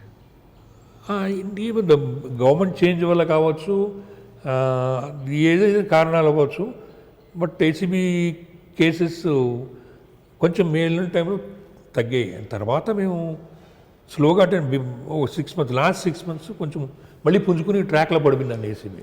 కానీ ఎక్కువగా ఏసీబీ పొలిటికల్ మోటివేట్ కేసులకు పెట్టారు ఆంధ్రప్రదేశ్లో అనేది ఒక అపవాదం. అంటే ఇప్పుడు అంటారా? అంటే మీరున్న టైంలో లేదండి, లేదండి. ఇప్పుడు పొలిటికల్ ఇన్వాల్వ్మెంట్ పొలిటికల్ ఆఫీసర్స్ పొలిటికల్గా ఉంటే ఉండొచ్చు, కాకుండా పోలీస్ ఆఫీసర్స్ అని కాదు, పొలిటీషియన్స్ అక్యూజ్డ్గా ఉంటే ఉండొచ్చు. But everything based on facts అండి, డాక్యుమెంటేషన్ ఫ్యాక్ట్స్ లేకుండా. నేను ముందుకు కూడా మీకు చెప్పాను ఏసీబీ గురించి, అట్లా ఏసీబీ వెళ్ళలేదండి. We can't go like that. ఉంటేనే వెళ్తాం మేము. దట్టు ఇంకొకటి ఏంటంటే యాంటీ కరప్షన్ బ్యూరోలో ఉన్న గొప్పతనం కాదు, any specialised agency investigating officer is a pivotal part of is a pillar. So ఇన్వెస్టిగేషన్లో ఏదైనా ఉంటేనే ఫర్దర్ వెళ్తారు, సీనియర్ ఆఫీసర్స్ ఎవరైనా చెప్తారు. కానీ ఈ దీంట్లో ఏం లేనప్పుడు ఫర్దర్ ఇది నీకు చెయ్యి అని చెప్పి పైనుంచి ఎవరు రబ్ చేయరు. సార్ టోటల్ మీ సర్వీస్లో మీకు బాగా నచ్చిన ఆఫీసర్ ఎవరు? ఒకటి. రెండోది, ఇంత సర్వీస్లో నేను ఒక కేసు సరిగ్గా చేయలేకపోయాని అన్న బాధపడే సంఘటన ఉంది? నేను ఒకసారి అంటే యాంటీ కరప్షన్ బ్యూరోనే ఒక ట్రాప్ కేసులో డోంట్ నేమ్ అనేది ఇద్దరు ఎక్యూజ్డ్, దాంట్లో ఒక ఎక్యూజ్డ్ లేకుండా ఉంటే బాగుంటుందేమో, ఎందుకు అయ్యాడో అని ఫీల్ అవుతున్నాను, ఇప్పుడు కూడా అవుతున్నాను. అటువంటి 2 కేసులు జరిగాయండి. ఒక దాంట్లో of course police officer involve ఉన్నాడు, రెండో దాంట్లో ఎవరైతే ట్రాప్ అయిన మనిషి అన్ఎక్స్పెక్టెడ్గా సీనియర్ ఆఫీసర్ రూమ్లోకి వెళ్ళిన సీనియర్ ఆఫీసర్స్కి ఇట్స్ నాట్ అంటే మనకు తెలియదు అక్కడ ఏం జరుగుతుంది. సిట్యుయేషన్ ఇస్ వెరీ చాలా వొలటైల్గా ఉంటుంది, వైబ్రెంట్గా ఉంటుందండి. ట్రాప్ కేసెస్ పర్టికులర్లీ డెసిషన్స్ స్పాట్లో ఉంటాయి. మీరు ఇన్వాల్వ్ అని చెప్పి నేను అనుకుంటాను, నేను కూడా ఇన్వాల్వ్ ఉంటాను. వచ్చేవాడికి చూస్తుంటే టక్కని మీరు మన దానికి ములాఖాత్ అయితే నేను కూడా ఎక్కువ అయిపోతాను. థింగ్స్ లైక్ దట్ అన్ఎక్స్పెక్టెడ్గా అవుతాయి. ఎటువంటి కొన్ని ఫీల్ అయ్యాము. ఇంకా బాగా చేసి ఉండవలసిందనే కేసులు ఉన్నాయండి, లేవని కాదు, ఉన్నాయి. మనం చేయలేకపోయామే అనుకున్న కేసులు ఖచ్చితంగా ఉన్నాయి. దట్టు కొన్ని కేసులు మన సబార్డినేట్స్ లేదా మన పక్క డివిజన్లోనూ సక్సెస్ఫుల్గా చేసినప్పుడు చూసి really we use to envy great case బాగా చేశాడని చెప్పి ఆ ఫీలింగ్ అయితే మీకు ఉంటుంది. కానీ మీరు అడిగిన అంటే ఐ వాజ్ నాట్ గివెన్ కొన్ని ఇష్యూస్ మన చేతిలో ఉండవు కదా, కొన్ని కేసులు మన దగ్గర రావు, మనం not given a chance to investigate, అటువంటి కేసులు కూడా ఉంటాయి. కానీ నేను ఇంకో క్వశ్చన్ అడిగాను, బాగా మీకు నచ్చిన ఆఫీసర్ అంటే ఒకరు ఇద్దరు అని కావచ్చు, చాలామంది ఉండొచ్చు. ఎస్, అది అందుకని నేను పూర్తిగా I can because I work I tell you. అంటే మీరు ఇందాక చెప్తున్నారు నాకు అదృష్టవశాత్తు ఫస్ట్ నుంచే మంచి officer. Yes sir, yes, all officers supported me Krishnarao garu కానీ కోర్స్ అంటే నేను గుర్తుండిపోవచ్చు ఆంజనేయుడి గారికి, అలాగే ఆర్పి సింగ్ గారికి గుర్తుండిపోవచ్చు, వాళ్ళందరి దగ్గర పనిచేశాను, శివశంకర్ గారి దగ్గర పనిచేశాను. దిస్ గ్రేట్ ఆఫీసర్స్ అంటే మనం వీఆర్ ఇన్స్పెక్టర్స్ కాబట్టి ఆ లెవెల్లో మనం ఆయన గుర్తుండిపోవచ్చు. But great officers like Bhaskara Rao గారు నేను ఎవరో తెలియదు, but we worked under those great people. అంటే డైరెక్ట్గా పనిచేసింది అంటే ఇప్పుడు సందీప్ చాండిల్ కానీ, ప్రజెంట్ మహేష్ భగవత్ గారు కానీ, వీ వర్క్ వాళ్ళు they know us and they extracted work from us. అంటే బాగా ఆఫీసర్ నచ్చి ఆఫీసర్ పని చేయలేకపోయిన ఫీలింగ్ ఉందా? నచ్చిన డిఫరెంట్ కెపాసిటీ నచ్చిన తర్వాత పని చేయలేకపోయిన ఫీలింగ్ ఉంది. ఉన్నారా ఆ విధంగా ఉన్న ఆఫీసర్ ఎవరైనా? ఉన్నాయి, చాలా ఉందండి. నేను సబ్సిక్వెంట్ బై ప్రమోషన్ నేను ఫీల్ అయ్యాను కదా, చేయలేకపోయాను. ఎస్. సరే, ఫైనల్ క్వశ్చన్ సార్. మీరు చిత్తూరు నుంచి స్టార్ట్ అయ్యి హైదరాబాద్ మీదుగా మళ్ళీ విజయవాడలో మీరు రిటైర్ అయ్యారు. మీరు డిఫరెంట్ డిఫరెంట్ కల్చర్ చూసుకుంటూ వచ్చారు. ఆ కల్చర్ తగ్గట్టుగానే పోలీస్ ఆఫీసర్ అడాప్ట్ చేసుకోవాలని చెప్తున్నారు. అప్పుడే ఆ పోలీసింగ్ సక్సెస్ అవుతుంది అంటున్నారు. అప్పుడు కల్చర్ వేరు, ఇప్పుడు కల్చర్ మారుతుంది. అప్పుడున్న మీ యాటిట్యూడ్ వేరు, ఇప్పుడున్న ఆఫీసర్ యాటిట్యూడ్ వేరు. ప్రజలకి పోలీసుల మధ్యన ఒక డెఫిసిటీ అనేది పెరుగుతుంది. అది ఇంకా పెరగడానికి కారణం ఏంటి? అది పెరగకుండా ఉండాలంటే ఇప్పుడు వస్తున్న పోలీసులు ఏ విధంగా చేయాలి? ఒక విషయం సార్, ఎప్పుడు కూడా పోలీసింగ్ మారదు సార్. పోలీసింగ్ ఎప్పుడు ఒకటే ఉంటుంది. పబ్లిక్ని మారమని మనం కోరుకోలేము. ఎందుకంటే మనం వాళ్ళకి పని చేయడానికి ఉన్నాం, వీఆర్ సర్వెంట్స్. కాబట్టి నువ్వు ఇలా ఉండు, నువ్వు ఇలా మారని చెప్పి పబ్లిక్ మనం రూవారు. కాబట్టి అడాప్టబిలిటీ అనేది మనలోనే ఉండాలి. ఆ గ్యాప్ ఏదంటే ఫిల్ చేయాల్సింది మనం, పబ్లిక్ కాదు. పబ్లిక్ చేయదు, చేయాలని మనం అడగలేం కూడా. We have no right. కాబట్టి ఏదన్నా మనం ఎక్కడున్నామని చూసుకుని ఫర్దర్ ఏం చేయాలో చూసుకోవాలి. అప్పుడు మనకి ఇంత టెక్నాలజీ లేదు ఇన్వెస్టిగేషన్లో కానీ, రీచ్ కానీ, ఫ్యాక్ట్స్ తెలియడానికి కానీ. ఇప్పుడు ఏం జరిగినా కూడా మనం 10 నిమిషాల్లో మీడియాలో రిపోర్ట్ అవుతుంది. మనకి ఫ్రెండ్స్ ఎవరు ఉంటే టక్కని చెప్తారు, మీడియా మిత్రులు చెప్తే అందరూ చెప్తే జరుగుతుందని. అప్పట్లో ఇంత ఇది లేనప్పుడు మనకి ఏం ఉపయోగించింది? Your relations with public, people friendliness మాకు ఉపయోగించింది. ఇప్పుడు కూడా యువర్ సర్వెంట్ కాబట్టి పీపుల్ ఫ్రెండ్లీనెస్ ఇప్పుడు కూడా కావాల్సిందే. ఇప్పుడు కూడా నేను సీసీటీవీ వెనకాల కూర్చుని, ఐవరీ టవర్స్లో కూర్చుని, ఏసీ రూమ్లో ఉండి పోలీసింగ్ చేస్తానంటే it's not at all viable. అది డౌట్ ఏం లేదు దాంట్లో. ఎప్పుడైనా పోలీసింగ్ ఫెయిల్ అవుతుంది, అలా ఉంటే మాత్రం ఫెయిల్ అవుతుంది కూడా అయిన చోట్ల. మీకు ఆ పాసిటీ మీరు అనలైజ్ చేస్తే మీకు తెలుస్తుంది. ప్రజలతో కలిసి లేని పోలీసింగ్ అనేది ఇట్స్ నాట్. ప్రజలతో అంటే అఫెండర్స్ తోటి భుజం మీద చేసి తిరగమని కాదు. That doesn't mean. But we should be friendly. అంటే ఆఫీసర్స్ ఇప్పుడు హెమ్ ఆఫ్ ద ఎఫైర్స్లో ఇక్కడ తెలంగాణ స్టేట్ కానీ ఏపీలో ఉన్న ఆఫీసర్లు అందరికీ కూడా ఈ ఫ్యాక్ట్ తెలుసు. దర్ ఇంప్లిమెంటింగ్ దోస్ థింగ్స్ అండి. బట్ ఏంటంటే కొంచెం స్లోనెస్ ఉంటే ఉండొచ్చు, టార్డీనెస్, అది గ్యాప్ ఫీల్ కావాలి. బట్ ఎప్పుడైనా పోలీసే మారాలి కానీ పబ్లిక్ మారదు, మారమని అడగలేము. Public at the same time London Bobby policing London పీపుల్కి మన పీపుల్కి కంప్లైంట్ చేయలేము. అవును, అది ఇంపార్టెంట్. సిచ్యువేషన్ బట్టి మారాలని చెప్పాను కదా. మన పబ్లిక్ ఏం కావాలో మనం అది ఇవ్వాలి. మీరు ఉడిపి హోటల్కి వెళ్ళి నాకు చికెన్ టిక్కాను లేదా బర్గర్ కావాలంటే దొరకదండి, షోవర్మా దొరకదు. అది దొరకాలంటే అక్కడికే వెళ్ళాలి. లండన్కి వెళ్తే బాబీ పోలీసింగ్ చేయండి, ఇక్కడ ఏం పోలీసింగ్ అది చేయాలి. అది ఏదైతే మనం మిస్ అవుతున్నామో అది మనం ఏపింగ్ అంటారు కదా, ఒకటి చూసి మనం కోతి గోకుంటుంది, అలా గోకుని చేసిన పోలీసింగ్ చట్టాల వల్ల కొన్ని తప్పులు జరుగుతున్నాయి మనలో. అది కొంచెం మారాలి, మన ఇంటికి కొంచెం థాట్ మారాలి. ప్రజలకి ఏది కావాలో ఆ విధంగా మనం పోలీసింగ్ చేయాలంటున్నారు సాయికృష్ణ గారు. అంటే ఇక్కడ ప్రజలకి అనుగుణంగా మనం మారాలి తప్ప ప్రజలకు మారమని కోరడం చాలా తప్పు అని అంటున్నారు సాయికృష్ణ గారు. లండన్లో ఉన్న పోలీసింగ్ని లండన్ ప్రజలకు ఉపయోగపడవచ్చు, కానీ లండన్ పోలీసింగ్ మన ప్రజలకు ఉపయోగపడదు. మన ప్రజలు కూడా మారాలి అనుకోవడం కూడా తప్పు. ఇక్కడ ఏం కావాలో దానికి అనుగుణంగా వెళ్ళాలి. సీసీ కెమెరాలు ఉన్నాయి కదా అని ఏసీ రూమ్లో కూర్చొని పోలీసింగ్ చేస్తామంటే చెల్లదు. ఖచ్చితంగా ప్రజల్లో ఉండి ఆ ప్రజలకి ఏది కావాలో దానికి అనుగుణంగా వెళ్ళాలి. అంతేగాని ప్రజల్లో కలవమన్నాం కదని నేరస్తులతో భుజాల మీద చేస్తే కరెక్ట్ కాదంటారు సాయికృష్ణ గారు చెప్తున్నారు. ఇది ఈరోజు సాయికృష్ణ గారితో ఎక్స్క్లూజివ్ ఇంటర్వ్యూ. మరో గెస్ట్తో మళ్ళీ కలుద్దాం. అంతవరకు నమస్కారం. Hello, this is Renu Desai. Please subscribe to iDream. Subscribe iDream. Please subscribe iDream. Please subscribe to iDream. For more videos, subscribe iDream. Hi, this is Revati Chaudhary. For more videos, please subscribe iDream. For more videos, please subscribe iDream. మీరందరూ కూడా iDream ఛానల్ని subscribe చేయాలని కోరుకుంటున్నాను. I'm Sucharita, Home Minister of Andhra Pradesh. For more videos, subscribe iDream.